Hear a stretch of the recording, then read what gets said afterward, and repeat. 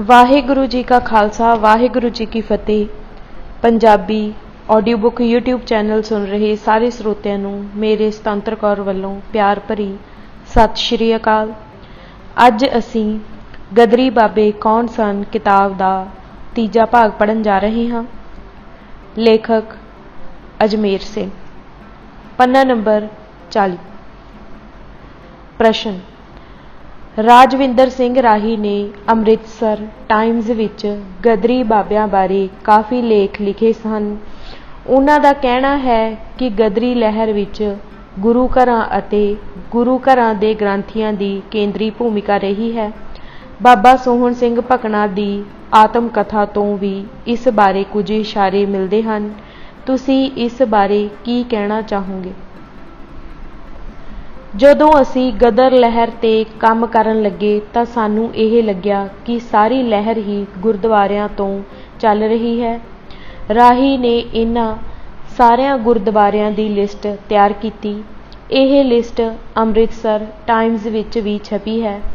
ਇਹ ਤਾਂ ਉਹ ਗੁਰਦੁਆਰੇ ਹਨ ਜੋ ਰਿਕਾਰਡ ਵਿੱਚ ਆ ਚੁੱਕੇ ਹਨ।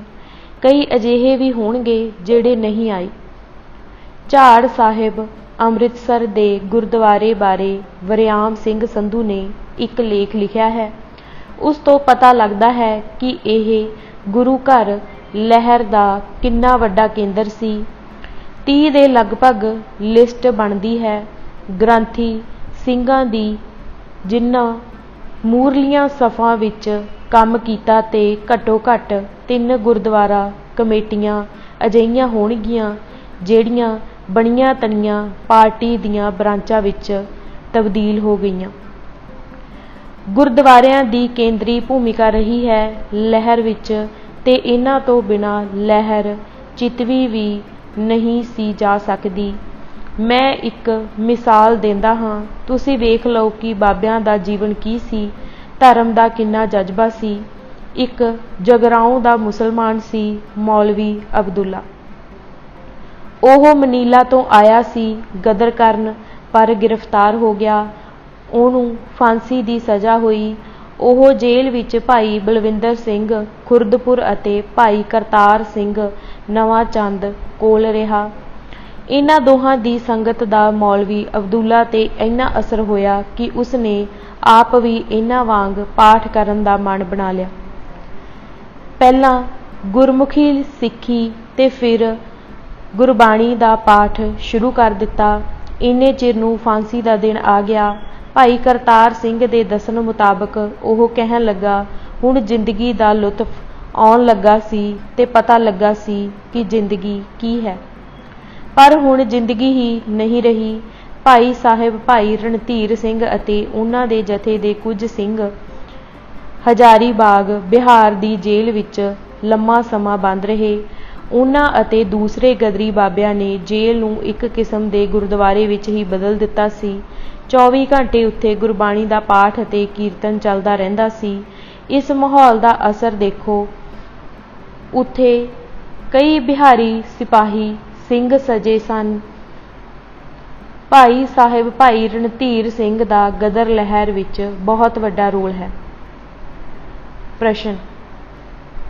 ਇਹ ਜਿਹੜੀਆਂ ਤੁਸੀਂ ਗੱਲਾਂ ਕਰ ਰਹੇ ਹੋ ਲਿਖੇ ਗਏ ਇਤਿਹਾਸ ਵਿੱਚ ਤਾਂ ਕਿਤੇ ਮਿਲਦੀਆਂ ਨਹੀਂ, ਸਗੋਂ ਇਹ ਪ੍ਰਭਾਵ ਦਿੱਤਾ ਜਾ ਰਿਹਾ ਹੈ ਕਿ ਭਾਈ ਸਾਹਿਬ ਭਾਈ ਰਣਧੀਰ ਸਿੰਘ ਤਾਂ ਨਾਮ ਸਿਮਰਨ ਵਿੱਚ ਯਕੀਨ ਰੱਖਦੇ ਸਨ।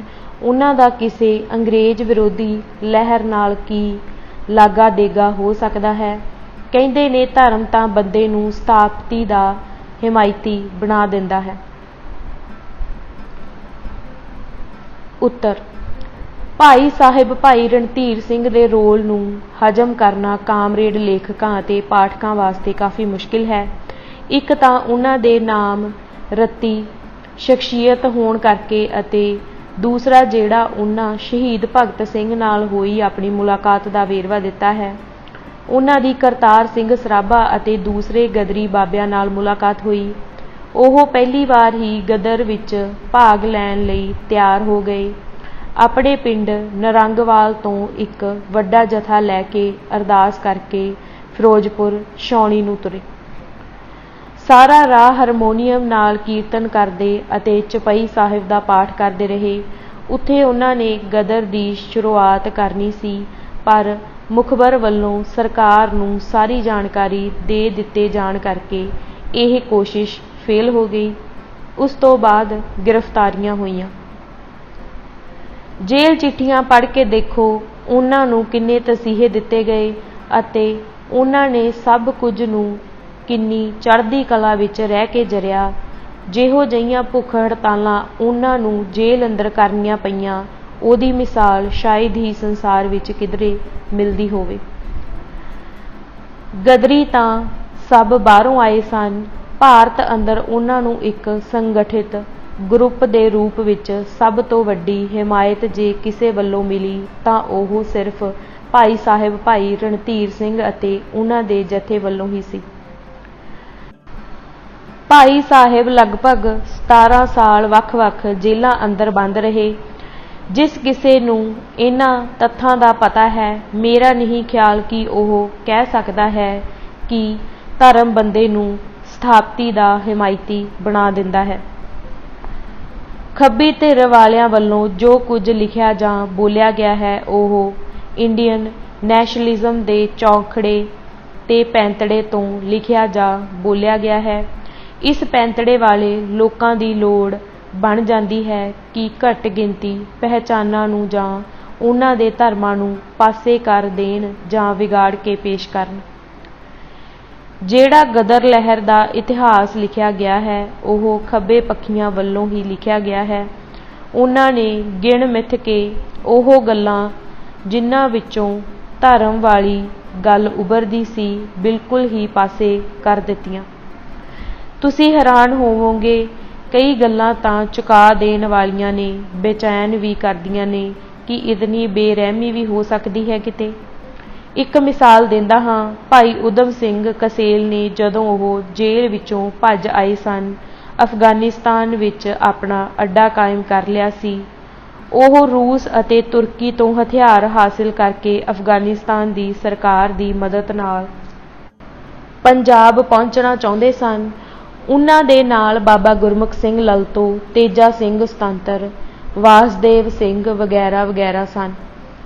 ਜਦੋਂ ਉਹਨਾਂ ਦੀ ਮੌਤ ਹੋਈ, ਮੌਤ ਵੀ ਬਹੁਤ ਦੁਖਦਾਈ ਹੋਈ। ਲੁਟੇਰਿਆਂ ਨੇ ਲੁੱਟਣ ਦੇ ਮਕਸਦ ਨਾਲ ਮਾਰ ਦਿੱਤਾ।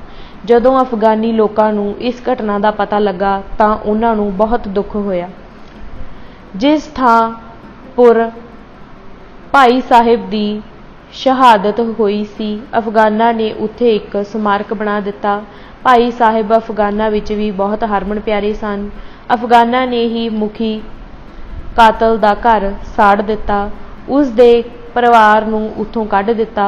ਉਸ ਸਮੇਂ ਕਿਰਤੀ ਪਰਚੇ ਵਿੱਚ ਭਾਈ ਕਸੇਲ ਨੂੰ ਜਿਹੜੀਆਂ ਸ਼ਰਧਾਂਜਲੀਆਂ ਭੇਟ ਕੀਤੀਆਂ ਗਈਆਂ ਸਨ, ਉਹਨਾਂ ਵਿੱਚ ਕਿਹਾ ਗਿਆ ਸੀ ਕਿ ਭਾਈ ਸਾਹਿਬ ਗੁਰੂ ਘਰ ਦੇ ਇਤਨੇ ਪ੍ਰੇਮੀ ਸਨ ਕਿ ਹਰ ਸਾਲ ਖਤਰਾ ਮੁੱਲ ਲੈ ਕੇ ਅਫਗਾਨਿਸਤਾਨ ਦੀ ਸਰਹੱਦ ਟੱਪ ਕੇ ਸ੍ਰੀ ਦਰਬਾਰ ਸਾਹਿਬ ਅੰਮ੍ਰਿਤਸਰ ਦੇ ਦਰਸ਼ਨ ਕਰਨ ਜ਼ਰੂਰ ਜਾਇਆ ਕਰਦੇ ਸਨ। ਇਸ ਤੋਂ ਥੋੜ੍ਹਾ ਚਿਰ ਬਾਅਦ ਕਿਰਤੀ ਦੇ ਸੰਚਾਲਕ ਭਾਈ ਸੰਤੋਖ ਸਿੰਘ ਜੀ ਅਕਾਲ ਚਲਾਣਾ ਕਰ ਗਏ। ਪਰਚਾ ਸੋਹਣ ਸਿੰਘ ਜੋਸ਼ ਦੇ ਹੱਥ ਆ ਗਿਆ। ਉਹੀ ਕਿਰਤੀ ਜਦੋਂ ਅਗਲੇ ਸਾਲ ਉਹਦੀ ਬਰਸੀ 'ਤੇ ਲੇਖ ਲਿਖ ਰਿਹਾ ਸੀ ਤਾਂ ਕਹਿ ਰਿਹਾ ਸੀ ਕਿ ਇਹ ਇੰਨੇ ਦੇਸ਼ ਭਗਤ ਸਨ ਕਿ ਹਰ ਸਾਲ ਅਫਗਾਨਿਸਤਾਨ ਤੋਂ ਆ ਕੇ ਮਾਤਰੀ ਭੂਮੀ ਦੀ ਮਿੱਟੀ ਚੁੰਮਦੇ ਸਨ। ਹੁਣ ਤੁਸੀਂ ਦੇਖ ਲਓ, ਉਹੀ ਪੇਪਰ ਹੈ। ਸਾਹਮਣੇ ਪਏ ਤੱਥ ਨੂੰ ਕਿਤਨਾ ਵਿਗਾੜ ਕੇ ਪੇਸ਼ ਕੀਤਾ ਗਿਆ ਹੈ। ਇਹ ਕਹਿ ਲਓ ਕਿ ਧਰਮ ਦੇ ਖਿਲਾਫ ਮਨਾਂ ਵਿੱਚ ਨਫ਼ਰਤ ਪਾਈ ਹੈ, ਜਿਹੜੀ ਬਿਮਾਰੀ ਦੀ ਹੱਦ ਤੱਕ ਹੈ ਕਿ ਅਜਿਹੇ ਵਿਅਕਤੀਆਂ ਦੀ ਕਿਸੇ ਗੱਲ 'ਤੇ ਯਕੀਨ ਕੀਤਾ ਜਾ ਸਕਦਾ ਹੈ। ਇਹ ਕੋਈ ਕੱਲੀ ਕਹਿਰੀ ਮਿਸਾਲ ਨਹੀਂ, ਪੂਰੇ ਗ੍ਰੰਥ ਲਿਖੇ ਜਾ ਸਕਦੇ ਹਨ ਇਸ ਮਸਲੇ 'ਤੇ। ਪ੍ਰਸ਼ਨ: ਤੁਸੀਂ ਬੜੇ ਇਤਿਹਾਸਿਕ ਤੱਥਾਂ ਨਾਲ ਇਹ ਦਾਅਵਾ ਕਰਦੇ ਹੋ ਕਿ ਗਦਰ ਲਹਿਰ ਦੀ ਜਿਹੜੀ ਲੀਡਰਸ਼ਿਪ ਸੀ, ਉਸ ਵਿੱਚ ਵੱਡੀ ਬਹੁਗਿਣਤੀ ਸਿੱਖੀ ਵਿਚਾਰਧਾਰਾ ਵਾਲਿਆਂ ਦੀ ਸੀ। ਬਾਬਾ ਜਵਾਲਾ ਸਿੰਘ ਸਨ, ਬਾਬਾ ਨਿਧਾਨ ਸਿੰਘ ਚੁੱਗਾ ਸਨ, ਭਾਈ ਬਲਵੰਤ ਸਿੰਘ ਖੁਰਦਪੁਰ ਸਨ, ਭਾਈ ਭਾਗ ਸਿੰਘ ਭਿੱਖੀਵਿੰਡ ਸਨ, ਆਦਿ ਆਦਿ। ਪਰ ਇਸ ਸਭ ਕੁਝ ਦੇ ਬਾਵਜੂਦ ਸ਼੍ਰੀ ਅਕਾਲ ਤਖਤ ਸਾਹਿਬ ਤੋਂ ਗਦਰੀ ਬਾਬਿਆਂ ਦੇ ਖਿਲਾਫ ਹੁਕਮਨਾਮਾ ਜਾਰੀ ਹੋਇਆ। ਇਸ ਦਾ ਕੀ ਕਾਰਨ ਸੀ? ਉੱਤਰ, ਇੱਕ ਤਾਂ ਇਹ ਸਪਸ਼ਟ ਕਰ ਦੇਣਾ ਚਾਹੁੰਦਾ ਹਾਂ ਕਿ ਕੋਈ ਹੁਕਮਨਾਮਾ ਜਾਰੀ ਨਹੀਂ ਹੋਇਆ। ਹੁਕਮਨਾਮੇ ਦਾ ਇਹ ਸ਼ਬਦ ਗਲਤ ਪ੍ਰਚਲਿਤ ਹੋ ਗਿਆ। ਇਹ ਖੱਬਿਆਂ ਨੇ ਕੀਤਾ। ਹਰ ਚੀਜ਼ ਨੂੰ ਹੁਕਮਨਾਮਾ ਕਹਿ ਦੇਣਾ ਠੀਕ ਨਹੀਂ ਹੁੰਦਾ। ਹੁਕਮਨਾਮਾ ਕੀ ਹੁੰਦਾ ਹੈ, ਕਿਵੇਂ ਹੁੰਦਾ ਹੈ, ਇਹਨਾਂ ਨੂੰ ਕੁਝ ਪਤਾ ਨਹੀਂ। ਉਸ ਸਮੇਂ ਸ਼੍ਰੀ ਦਰਬਾਰ ਸਾਹਿਬ ਅੰਗਰੇਜ਼ਾਂ ਦੇ ਕਬਜ਼ੇ ਹੇਠ ਸੀ। ਅਰੂੜ ਸਿੰਘ ਉਹਨਾਂ ਵੱਲੋਂ ਇਸ ਦਾ ਥਾਪਿਆ ਹੋਇਆ ਸਰਬਰਾਹ ਸੀ। ਜੇ ਉਹ ਕਾਮਾਗਾਟਾ ਮਾਰੂ ਦੇ ਮੁਸਾਫਰਾਂ ਬਾਰੇ ਕੋਈ ਪ੍ਰਚਾਰ ਕਰਦਾ ਹੈ ਤਾਂ ਉਹ ਸ਼੍ਰੀ ਅਕਾਲ ਤਖਤ ਸਾਹਿਬ ਦਾ ਹੁਕਮਨਾਮਾ ਨਹੀਂ ਬਣ ਜਾਂਦਾ। ਪ੍ਰਸ਼ਨ, ਪਿਛਲੇ 2 ਕੁ ਸਾਲਾਂ ਦੌਰਾਨ ਲਾਲਾ ਲਾਜਪਤ ਰਾਏ ਅਤੇ ਲਾਲਾ ਹਰਦਿਆਲ ਬਾਰੇ ਰਾਜਵਿੰਦਰ ਸਿੰਘ ਰਾਹੀ ਦੇ ਕੁਝ ਲੇਖ ਇੱਥੇ ਅਮਰੀਕਾ ਦੇ ਕੁਝ ਪਰਚਿਆਂ ਵਿੱਚ ਪੜ੍ਹਨ ਨੂੰ ਮਿਲੇ ਹਨ। ਕਿਸੇ ਨੇ ਵੀ ਉਸ ਦੀ ਗੱਲ ਨੂੰ ਕੱਟਿਆ ਨਹੀਂ। ਇਸ ਤੋਂ ਬਾਅਦ ਕੀ ਅਸੀਂ ਇਹ ਨਹੀਂ ਕਹਿ ਸਕਦੇ ਕਿ ਜੋ ਕੁਝ ਅਸੀਂ ਲਾਲਿਆਂ ਬਾਰੇ ਹਾਈ ਸਕੂਲ ਦੀਆਂ ਕਿਤਾਬਾਂ ਵਿੱਚ ਪੜ੍ਹਦੇ ਰਹੇ ਹਾਂ ਜਾਂ ਅੱਜ ਵੀ ਪੜ੍ਹਾਇਆ ਜਾ ਰਿਹਾ ਹੈ, ਸਿੱਧਾ ਝੂਠ ਹੈ? ਉੱਤਰ, ਸਾਨੂੰ ਵੀ ਇਹੀ ਸੀ ਕਿ ਲਾਲਾ ਹਰਦਿਆਲ ਹੀ ਲਹਿਰ ਦਾ ਅਸਲ ਲੀਡਰ ਸੀ। ਉਹੀ ਸਾਡੀ ਲਹਿਰ ਦਾ ਦਿਮਾਗ ਸੀ। ਕਿਤਾਬਾਂ ਵਿੱਚ ਰਾਸ਼ਟਰਵਾਦੀਆਂ ਅਤੇ ਖੱਬੀਆਂ ਨੇ ਇਹ ਤੱਥ ਸਥਾਪਿਤ ਕਰ ਦਿੱਤਾ ਹੈ, ਪੱਕਾ ਬਣਾ ਦਿੱਤਾ ਹੈ। ਪਰ ਜਦੋਂ ਲਹਿਰ ਬਾਰੇ ਘੋਖ ਕਰਨੀ ਸ਼ੁਰੂ ਕੀਤੀ, ਖਾਸ ਕਰਕੇ ਰਾਹੀ ਨੇ ਸਾਰਾ ਦੇਖਿਆ, ਸਾਰੀਆਂ ਲਿਖਤਾਂ ਫਰੋਲੀਆਂ, ਤਾਂ ਵਿੱਚੋਂ ਇਹ ਨਿਕਲਿਆ ਕਿ ਉਹ ਤਾਂ ਸਿਰਫ 5 ਮਹੀਨੇ ਹੀ ਲਹਿਰ ਦੇ ਨਾਲ ਰਿਹਾ।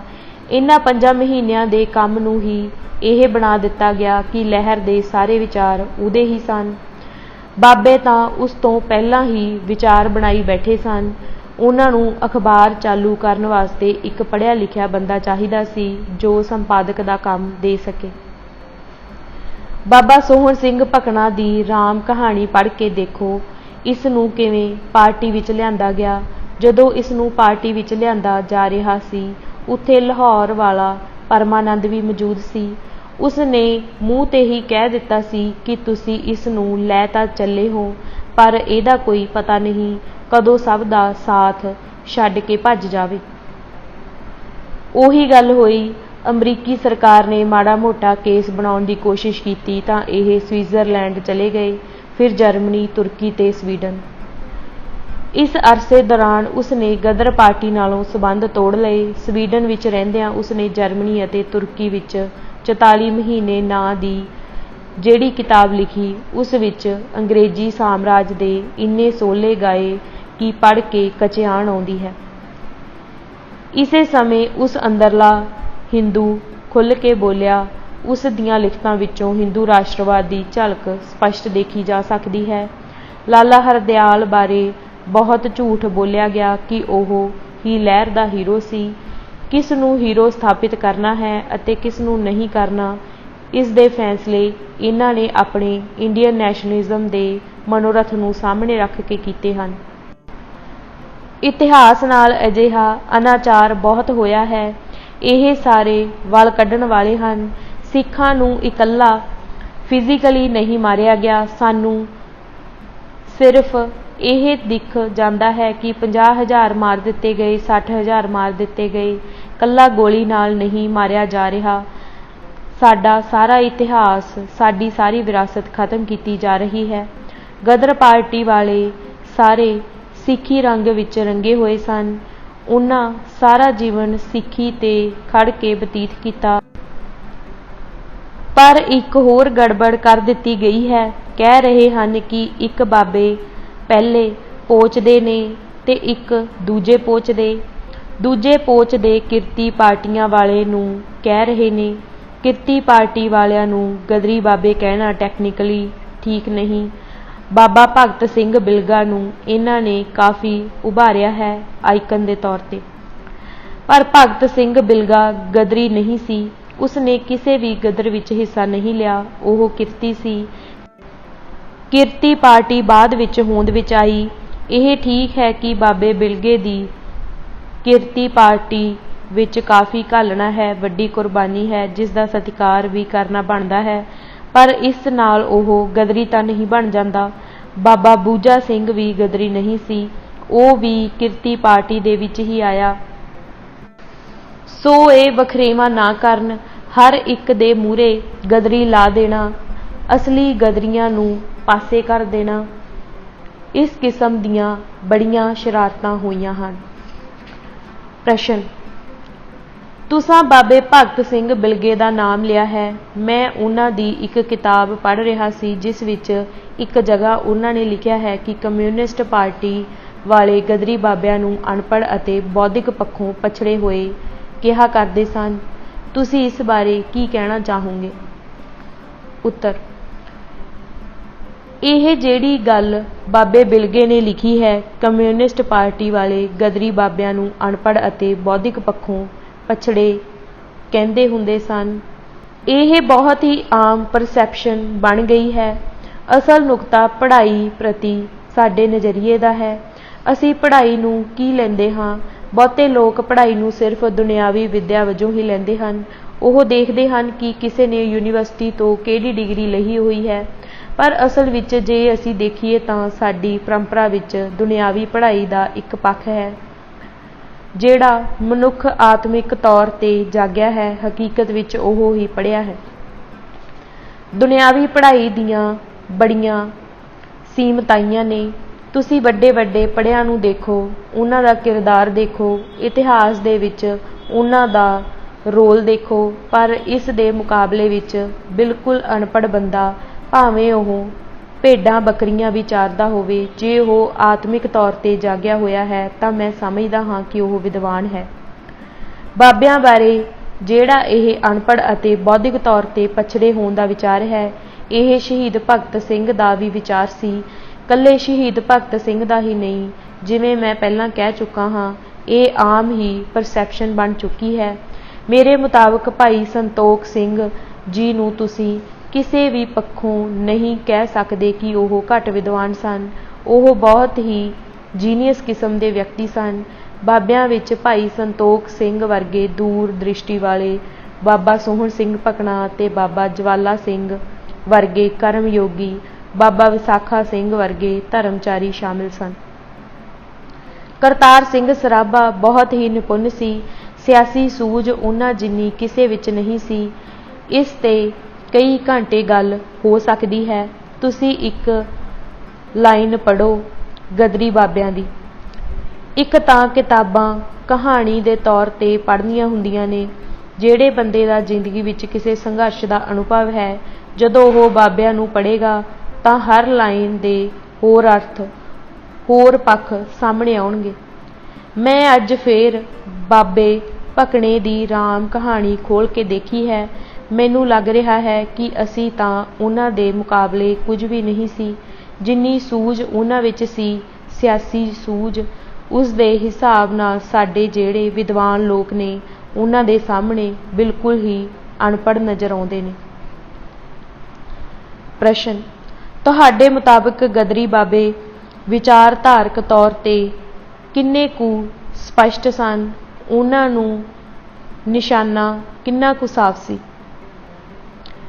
ਉੱਤਰ, ਗਦਰੀ ਸੂਰਮੇ ਤਰਕਸ਼ੀਲ ਵਿਚਾਰਾਂ ਨਾਲੋਂ ਵੱਧ ਆਪਣੇ ਜਜ਼ਬੇ ਅਤੇ ਅੰਤਰ ਪ੍ਰੇਰਨਾ ਦੇ ਆਸਰੇ ਲੜੇ ਸਨ। ਉਹਨਾਂ ਦਾ ਫੌਰੀ ਨਿਸ਼ਾਨਾ ਬਸਤੀਵਾਦੀ ਰਾਜ ਨੂੰ ਖਤਮ ਕਰਨਾ ਸੀ। ਦੁਸ਼ਮਣ ਸਾਂਝਾ ਸੀ।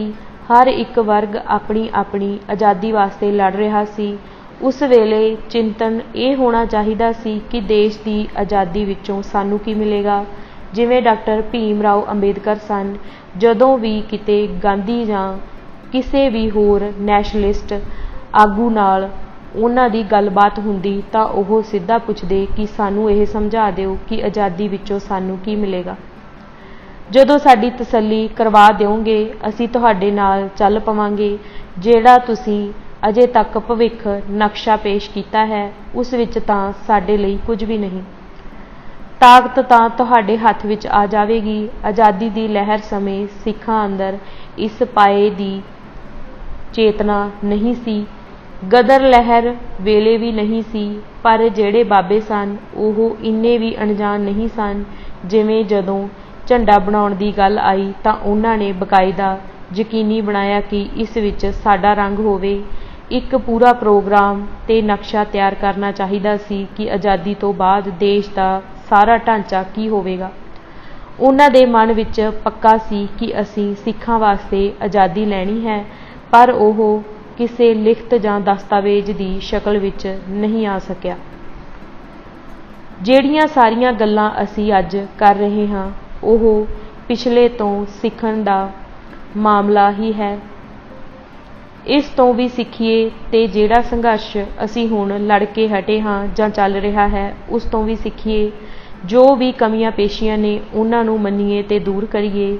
ਅਜਿਹਾ ਕਰਦਿਆਂ ਹੀ ਅਸੀਂ ਅਜੋਕੀ ਕਮਜ਼ੋਰੀ ਅਤੇ ਬੇਵਸੀ ਵਾਲੀ ਹਾਲਤ ਵਿੱਚੋਂ ਨਿਕਲ ਕੇ ਸ਼ਕਤੀਸ਼ਾਲੀ ਬਣ ਸਕਦੇ ਹਾਂ। ਪ੍ਰਸ਼ਨ। ਆਖਰੀ ਸਵਾਲ। ਅੱਜ ਦਾ ਜਿਹੜਾ ਭਾਰਤ ਹੈ, ਜਿਸ ਨੂੰ ਦੁਨੀਆ ਦੀ ਸਭ ਤੋਂ ਵੱਡੀ ਜਮਹੂਰੀਅਤ ਕਿਹਾ ਜਾਂਦਾ ਹੈ, ਕੀ ਗਦਰੀ ਬਾਬਿਆਂ ਦਾ ਇਹੀ ਸੁਪਨਾ ਸੀ? ਉੱਤਰ। ਨਹੀਂ, ਬਿਲਕੁਲ ਨਹੀਂ। ਮੈਂ ਆਪਣੇ ਬੀਤੇ ਤੇ ਕਈ ਵਾਰ ਝਾਤ ਮਾਰਦਾ ਹਾਂ ਕਿ ਮੈਂ ਇਨਕਲਾਬ ਦੇ ਰਾਹ ਤੇ ਕਿਵੇਂ ਤੁਰਿਆ। ਜਿਵੇਂ ਪਹਿਲਾਂ ਦੱਸ ਕੇ ਆਇਆ ਹਾਂ ਕਿ ਜਦੋਂ ਅਸੀਂ ਲੁਧਿਆਣੇ ਇੰਜੀਨੀਅਰਿੰਗ ਕਾਲਜ ਵਿੱਚ ਪੜ੍ਹਦੇ ਸੀ ਤਾਂ ਅਸੀਂ ਜਿਹੜਾ ਸਭ ਤੋਂ ਪਹਿਲਾਂ ਸਿਆਸੀ ਫੰਕਸ਼ਨਸ ਕੀਤਾ ਉਸ ਦੀ ਪ੍ਰਧਾਨਗੀ ਬਾਬਾ ਭਕਨਾ ਨੇ ਕੀਤੀ ਸੀ। ਉੱਥੇ ਜਦੋਂ ਉਹਨਾਂ ਨੇ ਕਿਹਾ ਕਿ ਇਹ ਜਿਸ ਨੂੰ ਅਸੀਂ ਆਜ਼ਾਦੀ ਕਹਿੰਦੇ ਹਾਂ, ਇਹ ਉਹ ਆਜ਼ਾਦੀ ਨਹੀਂ ਜਿਸ ਵਾਸਤੇ ਅਸੀਂ ਜੂਝੇ ਸੀ, ਤੇ ਜਦੋਂ ਉਹਨਾਂ ਦੇ ਮੂੰਹੋਂ ਇਹ ਗੱਲ ਸੁਣੀ ਤਾਂ ਮਨ ਅੰਦਰ ਵੱਡਾ ਸਵਾਲ ਖੜਾ ਹੋ ਗਿਆ। ਅਗਲੇ ਸਾਲ 23 ਮਾਰਚ 1968 ਨੂੰ ਅਸੀਂ ਕਾਲਜ ਵਿੱਚ ਹੀ ਸ਼ਹੀਦ ਭਗਤ ਸਿੰਘ ਅਤੇ ਸਾਥੀਆਂ ਦਾ ਸ਼ਹੀਦੀ ਦਿਨ ਮਨਾਇਆ। ਉੱਥੇ ਪੰਡਿਤ ਕਿਸ਼ੋਰੀ ਲਾਲ, ਜੋ ਸ਼ਹੀਦ ਭਗਤ ਸਿੰਘ ਦੇ ਸਾਥੀ ਸਨ, ਜਿਨ੍ਹਾਂ ਨੂੰ ਉਮਰ ਕੈਦ ਦੀ ਸਜ਼ਾ ਸੁਣਾਈ ਗਈ ਸੀ, ਉਹ ਵੀ ਉੱਥੇ ਸਨ। ਉਹਨਾਂ ਵੀ ਇਹੀ ਗੱਲ ਕਹੀ ਕਿ ਇਹ ਉਹ ਆਜ਼ਾਦੀ ਨਹੀਂ ਜਿਸ ਦੇ ਵਾਸਤੇ ਸ਼ਹੀਦ ਭਗਤ ਸਿੰਘ ਵਰਗਿਆਂ ਨੇ ਜਾਨਾਂ ਦਿੱਤੀਆਂ ਸਨ। ਇਹੀ ਗੱਲਾਂ ਬਾਬਾ ਗੁਰਮੁਖ ਸਿੰਘ ਲਲਤੋਂ ਬਾਰ-ਬਾਰ ਕਹਿੰਦੇ ਹੁੰਦੇ ਸਨ। ਜਿਸ ਕਿਸੇ ਵੀ ਬਾਬੇ ਨੂੰ ਮਿਲਣਾ, ਜਦੋਂ ਬਾਬਿਆਂ ਦੇ ਮੂੰਹੋਂ ਇਹ ਗੱਲਾਂ ਸੁਣੀਆਂ ਤਾਂ ਸਾਡੇ ਮਨਾਂ ਤੇ ਬਹੁਤ ਅਸਰ ਹੋਇਆ। ਪਹਿਲਾਂ ਅਸੀਂ ਵੀ ਸਮਝਦੇ ਸੀ ਕਿ ਦੇਸ਼ ਆਜ਼ਾਦ ਹੈ। ਉੱਥੋਂ ਹੀ ਸਾਡੇ ਮਨਾਂ ਵਿੱਚ ਇਹ ਗੱਲ ਆਈ ਕਿ ਦੇਸ਼ ਆਜ਼ਾਦ ਨਹੀਂ ਤੇ ਕੁਰਬਾਨੀਆਂ ਅਜਾਈ ਗਈਆਂ ਹਨ, ਤਾਂ ਫਿਰ ਇਸ ਨੂੰ ਆਜ਼ਾਦ ਕਰਵਾਉਣ ਲਈ ਲੜਿਆ ਜਾਵੇ। ਸੋ ਉਦੋਂ ਅਸੀਂ ਦੇਸ਼ ਨੂੰ ਜਗੀਰਦਾਰਾਂ, ਇਜਾਰੇਦਾਰਾਂ ਤੇ ਨਵ ਬਸਤੀਵਾਦੀ ਤਾਕਤਾਂ ਤੋਂ ਆਜ਼ਾਦ ਕਰਵਾਉਣ ਭਾਵ ਇਨਕਲਾਬ ਵਾਸਤੇ ਜੂਝਣ ਲਈ ਤਿਆਰ ਹੋ ਗਏ। ਪਰ ਜਦੋਂ ਜੂਨ 1984 ਵਿੱਚ ਦੇਖਿਆ ਕਿ ਦੇਸ਼ ਅੰਦਰ ਸਿੱਖ ਧਰਮ ਦੀ ਹੋਂਦ ਹੀ ਖਤਰੇ ਵਿੱਚ ਆਈ ਪਈ ਹੈ ਤਾਂ ਫਿਰ ਲੱਗਿਆ ਕਿ ਸਭ ਤੋਂ ਪਹਿਲਾ ਕੰਮ ਦੇਸ਼ ਦੀ ਆਜ਼ਾਦੀ ਅਤੇ ਧਰਮ ਦੀ ਰੱਖਿਆ ਦਾ ਕੀ ਸੰਬੰਧ ਜੁੜਦਾ ਹੈ, ਇਸ ਨੂੰ ਪੜਤਾਲਿਆ ਜਾਵੇ। ਉਸ ਵਿੱਚੋਂ ਜੋ ਕਰਤੱਵ ਬਣਦੇ ਹਨ, ਜੋ ਕਾਰਜ ਨਿਕਲਦੇ ਹਨ, ਉਸ ਮੁਤਾਬਿਕ ਕੰਮ ਕੀਤਾ ਜਾਵੇ। ਇਹ ਤਾਂ ਮੇਰਾ ਖਿਆਲ ਹੈ ਕਿ ਜਿਸ ਆਜ਼ਾਦੀ ਵਾਸਤੇ ਬਾਬੇ ਜੂਝੇ ਸਨ, ਮੌਜੂਦਾ ਆਜ਼ਾਦੀ ਉਹ ਨਹੀਂ ਹੈ। ਇਸ ਵਿੱਚ ਤਾਂ ਸਿਰਫ ਸਿਆਸੀ ਤਾਕਤ ਦਾ ਹੀ ਕੁਝ ਲੈਣ ਦੇਣ ਹੋਇਆ ਹੈ। ਆਜ਼ਾਦੀ ਸੰਗਰਾਮ ਦੀ ਮੁੱਖ ਧਾਰਾ ਵਾਲਿਆਂ ਦਾ ਮਕਸਦ ਵੀ ਇੰਨਾ ਕੁ ਹੀ ਸੀ। ਉਹਨਾਂ ਲਈ ਰੌਲਾ ਸਿਰਫ ਤਾਕਤ ਦਾ ਹੀ ਸੀ। ਉਹ ਚਾਹੁੰਦੇ ਸਨ ਕਿ ਕਿਸੇ ਨਾ ਕਿਸੇ ਤਰ੍ਹਾਂ ਸਿਆਸੀ ਤਾਕਤ ਉਹਨਾਂ ਦੇ ਹੱਥ ਆ ਜਾਵੇ। ਜਦੋਂ ਕੁਝ ਮੁਸਲਮਾਨ ਆਗੂ ਸਿੱਖ ਆਗੂਆਂ ਨੂੰ ਇਹ ਕਹਿ ਰਹੇ ਸਨ ਕਿ ਤੁਸੀਂ ਅਜੇ ਇਹਨਾਂ ਨੂੰ ਦੇਖਿਆ ਨਹੀਂ, ਤੁਸੀਂ ਇਹਨਾਂ ਨੂੰ ਗੁਲਾਮਾਂ ਦੇ ਤੌਰ ਤੇ ਹੀ ਦੇਖਿਆ ਹੈ। ਜਦੋਂ ਇਹਨਾਂ ਦੇ ਹੱਥ ਸਿਆਸੀ ਤਾਕਤ ਆ ਗਈ, ਉਦੋਂ ਇਹਨਾਂ ਦਾ ਅਸਲੀ ਰੂਪ ਵੇਖਣਾ।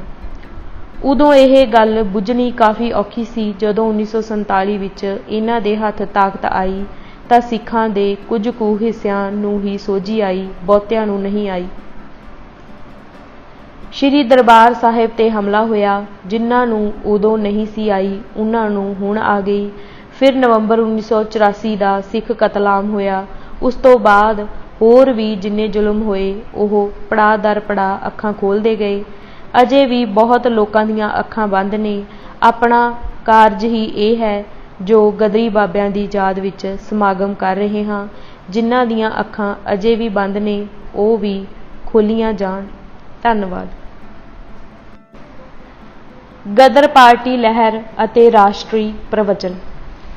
ਇਤਿਹਾਸਕਾਰਾਂ ਨੂੰ ਉਹਨਾਂ ਕਾਰਨਾਂ ਦਾ ਬਰੀਕ ਗਿਆਨ ਹੋਣਾ ਚਾਹੀਦਾ ਹੈ ਜਿਹੜੇ ਕਿਸੇ ਤੱਥ ਦੀ ਸ਼ੁੱਧ ਅਸਲੀਅਤ ਨੂੰ ਸਮੇਂ ਦੇ ਦੀ ਸਹੱਦੇ ਉੱਤੇ ਮੁਸਤਕਿਲ ਰੂਪ ਵਿੱਚ ਖੜਾ ਕਰ ਦਿੰਦੇ ਹਨ, ਜਾਂ ਜਿਨ੍ਹਾਂ ਕਰਕੇ ਕੋਈ ਤੱਥ ਵਿਗੜ ਕੇ ਹਜ਼ਾਰਾਂ ਸ਼ਕਲਾਂ ਵਿੱਚ ਬਦਲ ਜਾਂਦਾ ਹੈ ਅਤੇ ਸਿੱਟੇ ਵਜੋਂ ਉਸ ਦਾ ਇੱਕੋ ਇੱਕ ਮੌਲਿਕ ਰੂਪ ਲੱਭਣਾ ਮੁਸ਼ਕਿਲ ਹੋ ਜਾਂਦਾ ਹੈ। ਇਆਗੋ ਫਿਤਰਤ ਅੱਖਾਂ ਦੇ ਸਾਹਮਣੇ ਹੀ ਤੱਥ ਨੂੰ ਹੋਰ ਦਾ ਹੋਰ ਬਣਾ ਦਿੰਦੀ ਹੈ। ਉਪਰੋਕਤ ਦਾ ਇਹ ਮਤਲਬ ਨਹੀਂ ਕਿ ਮੈਨੂੰ ਇਤਿਹਾਸਿਕ ਤੱਥਾਂ ਦੀ ਮਹਾਨਤਾ ਤੋਂ ਇਨਕਾਰ ਹੈ। ਮੈਂ ਸਿਰਫ ਇਹੋ ਕਹਿੰਦਾ ਹਾਂ ਕਿ ਸੱਚ ਦੇ ਮਾਹੌਲ ਵਿੱਚ ਤੱਥ ਉੱਤੇ ਯਕੀਨ ਵੀ ਕਰੋ, ਪਰ ਲੋੜੀਂਦੀਆਂ ਹਾਲਤਾਂ ਵਿੱਚ ਤੱਥਾਂ ਦੀ ਬੇਵਫਾਈ ਤੋਂ ਖਬਰਦਾਰ ਵੀ ਰਹੋ। ਆਧੁਨਿਕ ਵਿਦਵਾਨਾਂ ਵੱਲੋਂ ਗਦਰ ਪਾਰਟੀ ਲਹਿਰ ਬਾਰੇ ਲਿਖੀਆਂ ਜ਼ਿਆਦਾਤਰ ਲਿਖਤਾਂ ਜਾਣੇ ਜਾਂ ਅਣਜਾਣੇ ਰੂਪ ਵਿੱਚ ਭਾਰਤੀ ਰਾਸ਼ਟਰਵਾਦ ਦੇ ਨਜ਼ਰੀਏ ਤੋਂ ਲਿਖੀਆਂ ਗਈਆਂ ਹਨ, ਜਿਨ੍ਹਾਂ ਦਾ ਭਾਵ ਹੈ ਗਦਰ ਪਾਰਟੀ ਲਹਿਰ ਨੂੰ ਮੂਲ ਰੂਪ ਵਿੱਚ ਭਾਰਤ ਦੀ ਆਜ਼ਾਦੀ ਦੇ ਰਾਸ਼ਟਰਵਾਦੀ ਅੰਦੋਲਨ ਦੀ ਵਿਚਾਰਧਾਰਾ ਦੇ ਅਨੁਕੂਲ ਪੇਸ਼ ਕੀਤਾ ਗਿਆ ਹੈ। ਇਸ ਦੀਆਂ ਵਿਸ਼ੇਸ਼ਤਾਵਾਂ ਤੇ ਵਿਲੱਖਣਤਾਵਾਂ ਨੂੰ ਅਵਲ ਤਾਂ ਪੂਰੀ ਤਰ੍ਹਾਂ ਅਣਡਿੱਠ ਕੀਤਾ ਗਿਆ ਹੈ ਅਤੇ ਜਾਂ ਫਿਰ ਸੈਕੂਲਰ ਰਾਸ਼ਟਰਵਾਦ ਦੇ ਸਿਧਾਂਤਕ ਚੌਖਟੇ ਵਿੱਚ ਫਿੱਟ ਕਰਨ ਦੇ ਯਤਨ ਕੀਤੇ ਗਏ ਹਨ। ਠੋਸ ਅਰਥਾਂ ਵਿੱਚ ਗੱਲ ਕਰਨੀ ਜ਼ਰੂਰੀ ਹੋਵੇ ਤਾਂ ਗਦਰ ਪਾਰਟੀ ਲਹਿਰ ਅੰਦਰ ਸਿੱਖ ਅੰਸ਼ ਦੀ ਪ੍ਰਧਾਨਤਾ ਦੇ ਤੱਥ ਨੂੰ ਪੂਰਨ ਤੌਰ ਤੇ ਨਜ਼ਰਅੰਦਾਜ਼ ਕੀਤਾ ਗਿਆ ਹੈ। ਲਹਿਰ ਅੰਦਰ ਦੂਸਰੇ ਭਾਈਚਾਰਿਆਂ ਦੀ ਤੁਲਨਾ ਵਿੱਚ ਸਿੱਖਾਂ ਦੀ ਅਤ ਅਧਿਕ ਸ਼ਮੂਲੀਅਤ ਦੇ ਜ਼ਾਹਰਾ ਸੱਚ ਨੂੰ ਖੁੱਲ੍ਹੇ ਮਨ ਨਾਲ ਕਬੂਲ ਕਰਨ ਤੋਂ ਸੁਚੇਤ ਰੂਪ ਵਿੱਚ ਇਨਕਾਰ ਕੀਤਾ ਗਿਆ ਹੈ। ਗਦਰੀ ਯੋਧਿਆਂ ਦੀ ਸਿੱਖ ਪਛਾਣ ਨੂੰ ਲੁਕਾਉਣ ਦੇ ਮੰਤਵ ਲਈ ਉਨ੍ਹਾਂ ਬਾਰੇ ਪੰਜਾਬੀ ਤੇ ਭਾਰਤੀ ਪਦਾਂ ਦੀ ਵਰਤੋਂ ਕਰਨ ਨੂੰ ਉਚੇਚੀ ਤਰਜੀਹ ਦਿੱਤੀ ਗਈ ਹੈ। ਗਦਰੀ ਸੂਰਮਿਆਂ ਦੀ ਕੁਰਬਾਨੀ ਦੀ ਬੇਮਿਸਾਲ ਸਪਿਰਿਟ ਦੀ ਜ਼ਾਹਰਾ ਸੱਚਾਈ ਨੂੰ ਤਾਂ ਭਲੇ ਹੀ ਪ੍ਰਵਾਨ ਕੀਤਾ ਤੇ ਸਲਾਹਿਆ ਗਿਆ ਹੈ, ਪਰ ਇਹ ਸਪਿਰਿਟ ਦੇ ਪਿੱਛੇ ਕੰਮ ਕਰਦੀ ਪ੍ਰੇਰਨਾ ਸ਼ਕਤੀ ਦੀ ਸਹੀ ਪਛਾਣ ਕਰਨ ਤੋਂ ਜਾਣ ਬੁੱਝ ਕੇ ਅਗਿਆਨਤਾ ਵੱਸ ਗੁਰੇਜ਼ ਕੀਤਾ ਗਿਆ ਹੈ। ਅਜਿਹਾ ਕਰਨ ਵੇਲੇ ਦੂਹਰੀ ਗੜਬੜ ਕੀਤੀ ਗਈ ਹੈ। ਇੱਕ ਤਾਂ ਦੇਸ਼ ਭਗਤੀ ਦੇ ਆਮ ਜਜ਼ਬੇ ਨੂੰ ਹੀ ਗਦਰੀ ਯੋਧਿਆਂ ਦੀ ਕੁਰਬਾਨੀ ਦੀ ਸਪਿਰਿਟ ਦਾ ਮੂਲ ਸੋਮਾ ਮੰਨ ਲਿਆ ਗਿਆ ਹੈ। ਦੂਜਾ, ਦੇਸ਼ ਭਗਤੀ ਅਤੇ ਰਾਸ਼ਟਰਵਾਦ ਨੂੰ ਸਾਮਰਥੀ ਸਮਝ ਲੈਣ ਦੀ ਬੌਧਿਕ ਨਾਦਾਨੀ ਤੇ ਕੁਤਾਹੀ ਹੋਈ ਹੈ। ਗਦਰੀ ਬਾਬਿਆਂ ਦਾ ਆਜ਼ਾਦ ਭਾਰਤ ਬਾਰੇ ਜੋ ਵਿਜ਼ਨ ਸੀ, ਉਸ ਨੂੰ ਜਾਣ ਬੁੱਝ ਕੇ ਅਣਗੌਲਿਆ ਕੀਤਾ ਗਿਆ। ਸਭ ਤੋਂ ਰੜਕਵੀਂ ਅਤੇ ਅਨੈਤਿਕ ਗੱਲ ਗਦਰੀ ਲਹਿਰ ਦੇ ਬਾਨੀ ਤੇ ਮੋਹਰੀ ਸਿੱਖ ਗਦਰੀਆਂ ਦੇ ਧਾਰਮਿਕ ਅਕੀਦਿਆਂ ਤੇ ਅਮਲਾਂ ਨੂੰ ਨਾ ਸਿਰਫ ਉਭਾਰ ਕੇ ਪੇਸ਼ ਕਰਨ ਤੋਂ ਟਾਲਾ ਵੱਟਿਆ ਗਿਆ ਹੈ, ਸਗੋਂ ਇਸ ਸੱਚਾਈ ਨੂੰ ਦਬਾਉਣ ਤੇ ਭੁਲਾਉਣ ਦੇ ਪੁਰਜ਼ੋਰ ਯਤਨ ਕੀਤੇ ਗਏ ਹਨ। ਇਸ ਕਰਕੇ 100 ਸਾਲ ਬੀਤ ਜਾਣ ਤੋਂ ਬਾਅਦ ਵੀ ਗਦਰ ਪਾਰਟੀ ਲਹਿਰ ਦਾ ਅਸਲੀ ਸੱਚ ਪੂਰਨ ਰੂਪ ਵਿੱਚ ਸਾਹਮਣੇ ਨਹੀਂ ਆ ਸਕਿਆ। ਇਸ ਉੱਤੇ ਰਾਸ਼ਟਰਵਾਦ ਦਾ ਗੂੜਾ ਮੁਲੰਮਾ ਚੜ੍ਹ ਗਿਆ ਹੈ, ਜਿਸ ਨੇ ਇਸ ਦੇ ਮੌਲਿਕ ਸਰੂਪ ਦੇ ਅਰਥਾਂ ਨੂੰ ਬੇਪਛਾਣ ਕਰ ਦਿੱਤਾ ਹੈ। ਇਸ ਕਰਕੇ ਗਦਰ ਲਹਿਰ ਨੂੰ ਇਸ ਦੇ ਅਸਲੀ ਸਰੂਪ ਤੇ ਹਕੀਕੀ ਅਰਥਾਂ ਵਿੱਚ ਸਮਝਣ ਲਈ ਇਸ ਉੱਤੋਂ ਰਾਸ਼ਟਰਵਾਦ ਦਾ ਮੁਲੰਮਾ ਲਾਉਣਾ ਜ਼ਰੂਰੀ ਹੈ। ਇਸ ਮਕਸਦ ਵਾਸਤੇ ਭਾਰਤੀ ਰਾਸ਼ਟਰਵਾਦ ਦੀ ਵਿਚਾਰਧਾਰਾ ਤੇ ਲਹਿਰ ਦੀ ਇਤਿਹਾਸਿਕ ਸੰਦਰਭ ਵਿੱਚ ਰੱਖ ਕੇ ਪੜਚੋਲਵੀਂ ਛਾਣਬੀਨ ਕਰਨੀ ਅਤੇ ਇਸ ਦੇ ਅਸਲੀ ਖਾਸੇ ਤੇ ਮਨਸੂਬਿਆਂ ਦਾ ਪਾਜ ਖੋਲ੍ਹਣਾ ਬੇਹੱਦ ਜ਼ਰੂਰੀ ਹੋ ਗਿਆ ਹੈ। ਸਿਰਫ ਇਸ ਜ਼ਰੀਏ ਹੀ ਇਤਿਹਾਸ ਦੀ ਇਸ ਲਸਾਨੀ ਤੇ ਗੌਰਵਸ਼ਾਲੀ ਲਹਿਰ ਨਾਲ ਹੋਈ ਬੇਇਨਸਾਫੀ ਦੂਰ ਕੀਤੀ ਜਾ ਸਕਦੀ ਹੈ ਤੇ ਇਸ ਦੀ ਬਣਦੀ ਠੁੱਕ ਬਹਾਲ ਹੋ ਸਕਦੀ ਹੈ। ਸਹੀ ਸਿਧਾਂਤਕ ਦ੍ਰਿਸ਼ਟੀਕੋਣ। ਭਾਰਤ ਦੀ ਆਜ਼ਾਦੀ ਦੇ ਅੰਦੋਲਨ ਦੀ ਕਹਾਣੀ ਇੰਨੀ ਸਿੱਧੀ ਤੇ ਸਰਲ ਪੱਖੀ ਨਹੀਂ ਹੈ ਜਿਵੇਂ ਇਸ ਨੂੰ ਇਤਿਹਾਸ ਦੀਆਂ ਪ੍ਰਚਲਿਤ ਕਿਤਾਬਾਂ ਵਿੱਚ ਦਰਸਾਇਆ ਗਿਆ ਹੈ। ਭਾਰਤ ਦੀ ਆਜ਼ਾਦੀ ਦੀ ਕਥਾ ਦੇ ਪ੍ਰਵਚਨ ਦੀ ਪ੍ਰਧਾਨ ਸੁਰ ਰਾਸ਼ਟਰਵਾਦੀ ਹੈ, ਅਰਥਾਤ ਸਮੁੱਚਾ ਬਿਰਤਾਂਤ ਰਾਸ਼ਟਰਵਾਦ ਦੇ ਸਵਾਮੀ ਸੰਕਲਪ ਦੁਆਲੇ ਬੁਣਿਆ ਗਿਆ ਹੈ। ਕਿਸੇ ਵੀ ਜਗ੍ਹਾ ਰਾਸ਼ਟਰਵਾਦ ਦੇ ਵਰਤਾਰੇ ਨੂੰ ਸਮੁੱਚਤਾ ਵਿੱਚ ਸਮਝਣ ਲਈ ਇਸ ਦੇ ਸਾਰੇ ਪੱਖਾਂ, ਇਸ ਦੀ ਵਿਚਾਰਧਾਰਾ, ਲਹਿਰ ਤੇ ਜਥੇਬੰਦੀ ਆਦਿ ਦਾ ਗੂੜ੍ਹਾ ਵਿਸ਼ਲੇਸ਼ਣ ਕਰਨਾ ਜ਼ਰੂਰੀ ਹੁੰਦਾ ਹੈ। ਇਹ ਵਰਤਾਰਾ ਭਾਰਤ ਅੰਦਰ ਖਾਸ ਕਰਕੇ ਵੱਧ ਗੁੰਝਲਦਾਰ ਰੂਪ ਵਿੱਚ ਪ੍ਰਗਟ ਹੋਇਆ।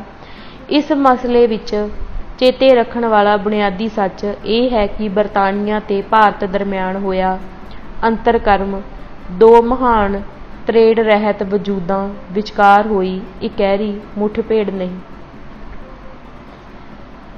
ਇਹ ਇੱਕ ਇਕਹਿਰੀ ਸਰਬ ਹਿੰਦ ਗਾਥਾ ਨਹੀਂ। ਰਵਾਇਤੀ ਰਾਸ਼ਟਰਵਾਦੀ ਇਤਿਹਾਸ ਵਿੱਚ ਇਸ ਨੂੰ ਜਿਸ ਤਰ੍ਹਾਂ ਦਰਸਾਇਆ ਗਿਆ ਹੈ, ਇਹ ਕਈ ਸਾਰੀਆਂ ਸਥਾਨਕ ਖੇਤਰੀ ਤਵਾਰੀਖਾਂ ਜੋ ਇੱਕ ਦੂਜੇ ਤੋਂ ਨਿਖੜਵੀਆਂ ਵੀ ਹਨ ਤੇ ਅੰਤਰ ਸੰਬੰਧੀ ਵੀ ਹਨ ਦੀ ਬਹੁ ਲੜੀ ਵਾਰਤਾ ਹੈ।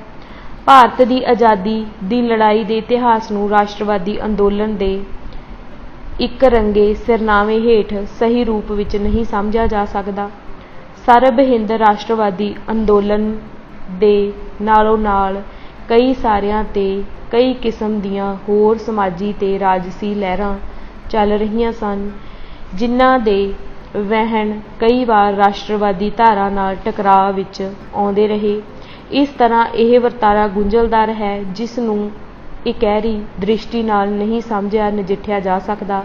ਇਸ ਨੂੰ ਸਮਝਣ ਲਈ ਇਤਿਹਾਸਕਾਰੀ ਦਾ ਸਮਾਜ ਸ਼ਾਸਤਰ ਨਾਲ ਸੰਜੋਗ ਕਰਨਾ ਜ਼ਰੂਰੀ ਹੈ। ਸਮਾਜ ਸ਼ਾਸਤਰ ਦੇ ਝਰੋਖੇ ਰਾਹੀਂ ਦੇਖਿਆ ਭਾਰਤ ਅੰਦਰ ਰਾਸ਼ਟਰਵਾਦ ਦੀ ਜੋ ਤਸਵੀਰ ਉਘੜਦੀ ਹੈ, ਉਹ ਰਵਾਇਤੀ ਇਤਿਹਾਸ ਦੀ ਤਸਵੀਰ ਨਾਲੋਂ ਬਹੁਤ ਵੱਖਰੀ ਹੈ।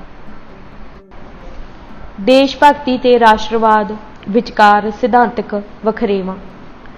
ਕੌਮਾਂਤਰੀ ਪੱਧਰ ਤੇ ਹੀ ਵਿਦਵਾਨਾਂ ਅੰਦਰ ਦੋ ਤੱਥਾਂ ਬਾਰੇ ਲਗਭਗ ਆਮ ਸਹਿਮਤੀ ਬਣ ਚੁੱਕੀ ਹੈ। ਇੱਕ ਇਹ ਹੈ ਕਿ ਰਾਸ਼ਟਰਵਾਦ ਦਾ ਆਧੁਨਿਕ ਸੰਕਲਪ ਪਹਿਲ ਪ੍ਰਥਮੇ 17ਵੀਂ ਸਦੀ ਵਿੱਚ ਪੱਛਮੀ ਯੂਰਪ ਅੰਦਰ ਪੈਦਾ ਹੋਇਆ ਸੀ। ਇਹ ਗਿਆਨਵਾਦੀ ਲਹਿਰ ਦੀ ਸੰਤਾਨ ਸੀ। ਦੂਜਾ ਇਹ ਕਿ ਇਸ ਦਾ ਪੂਰਬ ਦੇ ਮੁਲਕਾਂ ਅੰਦਰ ਦਾਖਲਾ ਬਾਅਦ ਵਿੱਚ ਜਾ ਕੇ ਬਸਤੀਵਾਦ ਦੇ ਵਰਤਾਰੇ ਨਾਲ ਜੁੜ ਕੇ ਹੋਇਆ। ਸੋ ਭਾਰਤ ਅੰਦਰ ਰਾਸ਼ਟਰਵਾਦ ਦੇ ਵਿਚਾਰ ਦਾ ਜਨਮ ਬਰਤਾਨਵੀ ਬਸਤੀਵਾਦ ਦੇ ਪ੍ਰਭਾਵ ਹੇਠ ਤੇ ਇਸ ਦੀ ਸਰਵਭਿਆਲੀ ਨਾਲ 19ਵੀਂ ਸਦੀ ਦੇ ਪਹਿਲੇ ਅੱਧ ਵਿੱਚ ਹੋਇਆ ਸੀ। ਇਸ ਦਾ ਭਾਵ ਇਹ ਨਹੀਂ ਕਿ ਇਸ ਤੋਂ ਪਹਿਲਾਂ ਲੋਕ ਆਪਣੀ ਜਨਮ ਭੂਮੀ ਜਾਂ ਆਪਣੇ ਦੇਸ਼ ਨੂੰ ਪਿਆਰ ਨਹੀਂ ਕਰਦੇ ਸਨ। ਆਪਣੀ ਜਨਮ ਭੂਮੀ ਨਾਲ ਪਿਆਰ ਦਾ ਜਜ਼ਬਾ ਆਦਿ ਅਨਾਦਿ ਹੈ। ਇਸ ਦੇ ਵਾਸਤੇ ਲੋਕ ਪ੍ਰਾਚੀਨ ਵੇਲਿਆਂ ਤੋਂ ਹੀ ਲੜਦੇ ਤੇ ਲਹੂ ਡੋਲਦੇ ਰਹੇ ਹਨ, ਪਰ ਪਹਿਲੇ ਸਮਿਆਂ ਵਿੱਚ ਦੇਸ਼ ਦਾ ਤਸੱਵਰ ਬਹੁਤ ਧੁੰਦਲਾ ਸੀ। ਦੇਸ਼ ਦੀਆਂ ਹੱਦਾਂ ਬਹੁਤ ਨਿਸ਼ਚਿਤ ਤੇ ਸਥਿਰ ਨਹੀਂ ਸੀ ਹੁੰਦੀਆਂ। ਇਹ ਰਾਜਾਂ ਦੀ ਸੈਨਿਕ ਸ਼ਕਤੀ ਤੇ ਹੋਰਨਾਂ ਤੱਥਾਂ ਦੇ ਪ੍ਰਭਾਵ ਹੇਠ ਫੈਲਦੀਆਂ ਸੁੰਗੜਦੀਆਂ ਰਹਿੰਦੀਆਂ ਸਨ। ਦੇਸ਼ਾਂ ਦੀਆਂ ਪੱਕੀਆਂ ਨਿਸ਼ਚਿਤ ਖੇਤਰੀ ਹੱਦਬੰਦੀਆਂ ਰਾਸ਼ਟਰਵਾਦ ਦੇ ਆਧੁਨਿਕ ਸੰਕਲਪ ਦੀ ਦੇਣ ਹਨ।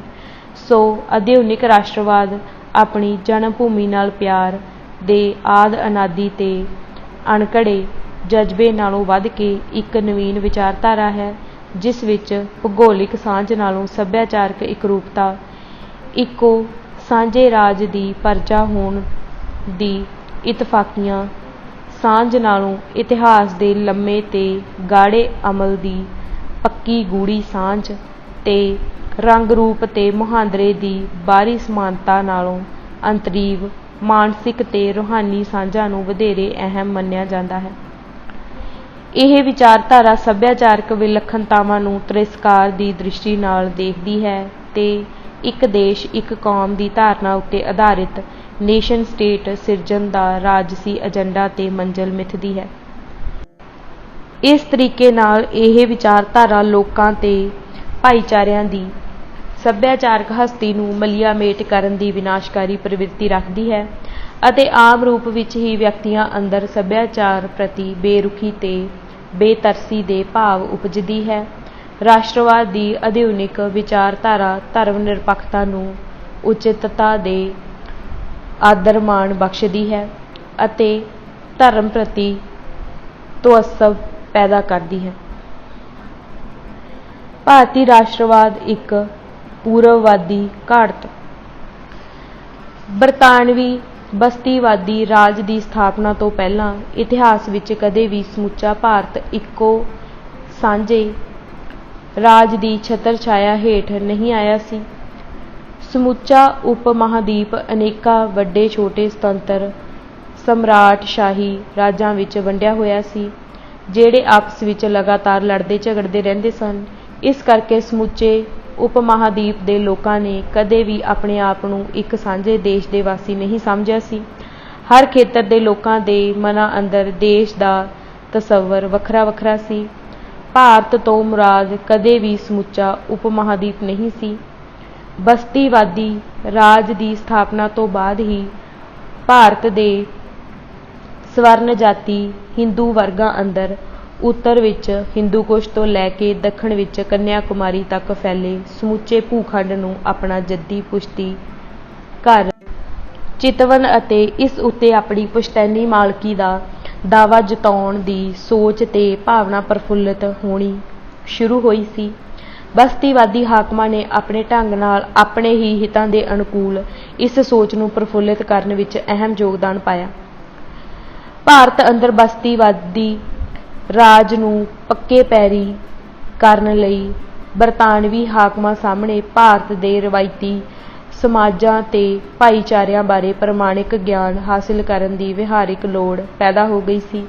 ਉਹਨਾਂ ਸਾਹਮਣੇ ਸਭ ਨਾਲੋਂ ਪ੍ਰਮੁੱਖ ਅਤੇ ਗੁੰਝਲਦਾਰ ਸਮੱਸਿਆ ਭਾਰਤ ਦੇ ਸੱਭਿਆਚਾਰਾਂ ਨੂੰ ਸਮਝਣਾ ਅਤੇ ਇਸ ਦੀ ਸੱਭਿਆਚਾਰਕ ਹਸਤੀ ਨੂੰ ਪਰਿਭਾਸ਼ਿਤ ਕਰਨਾ ਸੀ।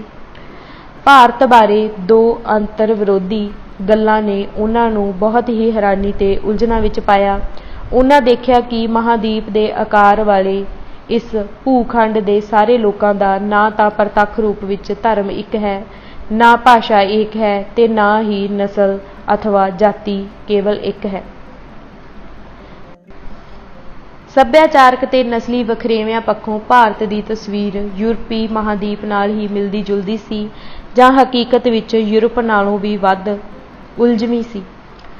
ਪਰ ਇੰਨੇ ਸਾਰੇ ਉਗੜਵੇਂ ਵਖਰੇਵਿਆਂ ਦੇ ਹੁੰਦਿਆਂ ਵੀ ਭਾਰਤ ਦੇ ਲੋਕ ਇਤਿਹਾਸਿਕ ਤੌਰ ਤੇ ਫਿਰ ਵੀ ਇਕੱਠੇ ਕਿਵੇਂ ਰਹਿ ਸਕੇ? ਉਹ ਆਪਸ ਵਿੱਚ ਲੜ ਭਿੜ ਕੇ ਇੱਕ ਦੂਜੇ ਦੇ ਜਾਨੀ ਦੁਸ਼ਮਣ ਬਣਨ ਤੋਂ ਕਿਵੇਂ ਬਚੇ ਰਹੇ? ਇਹ ਸਵਾਲ ਬਰਤਾਨਵੀ ਹਾਕਮਾਂ ਤੇ ਯੂਰਪੀ ਵਿਦਵਾਨਾਂ ਲਈ ਹੈਰਾਨੀ ਤੇ ਉਲਝਣਾ ਖੜੀ ਕਰਦੇ ਸਨ। ਉਹ ਸਾਰੇ ਮਸਲੇ ਨੂੰ ਆਪਣੇ ਯੂਰਪ ਦੇ ਅਨੁਭਵ ਰਾਹੀਂ ਦੇਖਦੇ ਸਨ।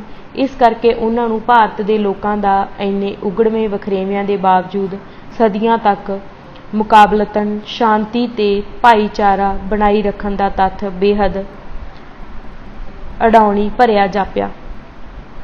ਉਹਨਾਂ ਨੇ ਇਸ ਅਲੋਕਾਰੇ ਵਰਤਾਰੇ ਦੀ ਸਤ੍ਹਾ ਹੇਠ ਕੰਮ ਕਰਦੀ ਅੰਤਰੀਵ ਸ਼ਕਤੀ ਨੂੰ ਜਾਣਨਾ ਚਾਹਿਆ। ਉਹਨਾਂ ਦੀ ਇਸ ਜਗਿਆਸਾ ਨੇ ਉਹਨਾਂ ਅੰਦਰ ਹਿੰਦੂ ਧਰਮ ਬਾਰੇ ਡੂੰਘੀ ਖੋਜ ਤੇ ਜਾਣਕਾਰੀ ਹਾਸਲ ਕਰਨ ਦੀ ਉਤੇਜਨਾ ਪੈਦਾ ਕਰ ਦਿੱਤੀ, ਕਿਉਂਕਿ ਜ਼ਾਹਰਾ ਤੌਰ ਤੇ ਹਿੰਦੂ ਧਰਮ ਹੀ ਭਾਰਤ ਦਾ ਸਭ ਤੋਂ ਪੁਰਾਣਾ ਤੇ ਪੈਰੋਕਾਰਾਂ ਦੀ ਗਿਣਤੀ ਦੇ ਲਿਹਾਜ਼ ਨਾਲ ਸਭ ਤੋਂ ਵੱਡਾ ਧਰਮ ਹੈ। ਰਾਜਸੀ ਸੱਤਾ ਕਿਸੇ ਕੋਲ ਵੀ ਹੋਵੇ, ਸਮਾਜਿਕ ਖੇਤਰ ਅੰਦਰ ਬ੍ਰਾਹਮਣਵਾਦ ਦਾ ਹੀ ਦਬਦਬਾ ਬਣਿਆ ਰਹਿੰਦਾ ਹੈ। ਇਸ ਕਰਕੇ ਬਸਤੀਵਾਦੀ ਹਾਕਮਾਂ ਅੰਦਰ ਆਰੰਭ ਵਿੱਚ ਹੀ ਭਾਰਤੀ ਸਮਾਜ ਅੰਦਰ ਦਿਖਾਈ ਦੇ ਰਹੇ ਏਕਤਾ ਦੇ ਭਾਵ ਦਾ ਸਿਹਰਾ ਹਿੰਦੂ ਧਰਮ ਨੂੰ ਦੇਣ ਦਾ ਮਾਨਸਿਕ ਝੁਕਾਅ ਪੈਦਾ ਹੋ ਗਿਆ ਸੀ। ਇਸਲਾਮ ਧਰਮ ਪੱਛਮੀ ਵਿਦਵਾਨਾਂ ਨਾਲ ਬਹੁਤਾ ਓਪਰਾ ਨਹੀਂ ਸੀ।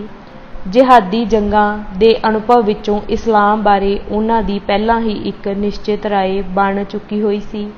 ਵੈਸੇ ਵੀ ਬਰਤਾਨੀਆ ਨੇ ਭਾਰਤ ਅੰਦਰ ਮੁਸਲਿਮ ਹੁਕਮਰਾਨਾਂ ਕੋਲੋਂ ਸੱਤਾ ਹਥਿਆਈ ਸੀ। ਇਸ ਕਰਕੇ ਉਹ ਹਿੰਦੂ ਧਰਮ ਦੇ ਮੁਕਾਬਲੇ ਇਸਲਾਮ ਪ੍ਰਤੀ ਉਦਾਰ ਦਿਲ ਨਹੀਂ ਹੋ ਸਕਦੇ ਸਨ। ਇਸ ਤਰ੍ਹਾਂ ਬਰਤਾਨਵੀ ਅਧਿਕਾਰੀਆਂ ਤੇ ਪੱਛਮੀ ਵਿਦਵਾਨਾਂ ਨੇ ਹਿੰਦੂ ਧਰਮ ਪ੍ਰਤੀ ਤਰਫਦਾਰੀ ਦੇ ਮਨੋਭਾਵਾਂ ਦੇ ਤਹਿਤ ਹਿੰਦੂ ਧਰਮ ਸ਼ਾਸਤਰਾਂ ਦੇ ਅਧਿਐਨ ਵਿੱਚ ਉਚੇਚੀ ਰੁਚੀ ਪ੍ਰਗਟਾਈ। ਇਹ ਸ਼ਾਸਤਰ ਸੰਸਕ੍ਰਿਤ ਭਾਸ਼ਾ ਵਿੱਚ ਲਿਖੇ ਹੋਣ ਕਰਕੇ ਪੱਛਮੀ ਵਿਦਵਾਨਾਂ ਨੂੰ ਪੰਡਤਾਂ ਦਾ ਸਹਿਯੋਗ ਲੈਣਾ ਪਿਆ। ਬ੍ਰਾਹਮਣ ਵਰਗ ਨੇ ਸੰਸਕ੍ਰਿਤ ਉੱਤੇ ਆਪਣੀ ਇਜਾਰੇਦਾਰੀ ਦੇ ਜ਼ਰੀਏ ਗਿਆਨ ਉੱਤੇ ਇਜਾਰੇਦਾਰੀ ਕਾਇਮ ਕੀਤੀ ਹੋਈ ਸੀ। ਭਾਰਤ ਅੰਦਰ ਬਸਤੀਵਾਦ ਦੀ ਸੇਵਾ ਨਿਭਾ ਰਹੇ ਜ਼ਿਆਦਾਤਰ ਅੰਗਰੇਜ਼ ਵਿਦਵਾਨ ਤੇ ਪ੍ਰਸ਼ੰਸਕ ਆਪਣੀ ਟ੍ਰੇਨਿੰਗ ਸਦਕਾ ਸਾਹਿਤਕ ਰੁਝਾਨ ਰੱਖਦੇ ਸਨ। ਇਸ ਕਰਕੇ ਉਹਨਾਂ ਨੇ ਭਾਰਤੀ ਸੱਭਿਆਚਾਰ ਨੂੰ ਜਾਣਨ ਸਮਝਣ ਲਈ ਹਿੰਦੂ ਧਰਮ ਗ੍ਰੰਥਾਂ ਨੂੰ ਪੁੰਜੀਵਤ ਸਰੋਤ ਮੰਨ ਲੈਣ ਦੀ ਪਹੁੰਚ ਅਪਣਾ ਲਈ। ਉਹਨਾਂ ਨੇ ਪੰਡਤਾਂ ਦੀ ਮਦਦ ਨਾਲ ਧਰਮ ਗ੍ਰੰਥਾਂ ਨੂੰ ਅੰਗਰੇਜ਼ੀ ਵਿੱਚ ਉਲਥਾਉਣ ਦਾ ਮਹਾਕਾਰਜ ਆਰੰਭਿਆ। ਇਹ ਦੱਸਣ ਦੀ ਲੋੜ ਨਹੀਂ ਕਿ ਸੰਸਕ੍ਰਿਤ ਵਿੱਚ ਰਚੇ ਧਰਮ ਗ੍ਰੰਥ ਬ੍ਰਾਹਮਣ ਵਰਗ ਦੇ ਸੰਸਾਰ ਨਜ਼ਰੀਏ ਦੀ ਤਰਜਮਾਨੀ ਕਰਦੇ ਹਨ।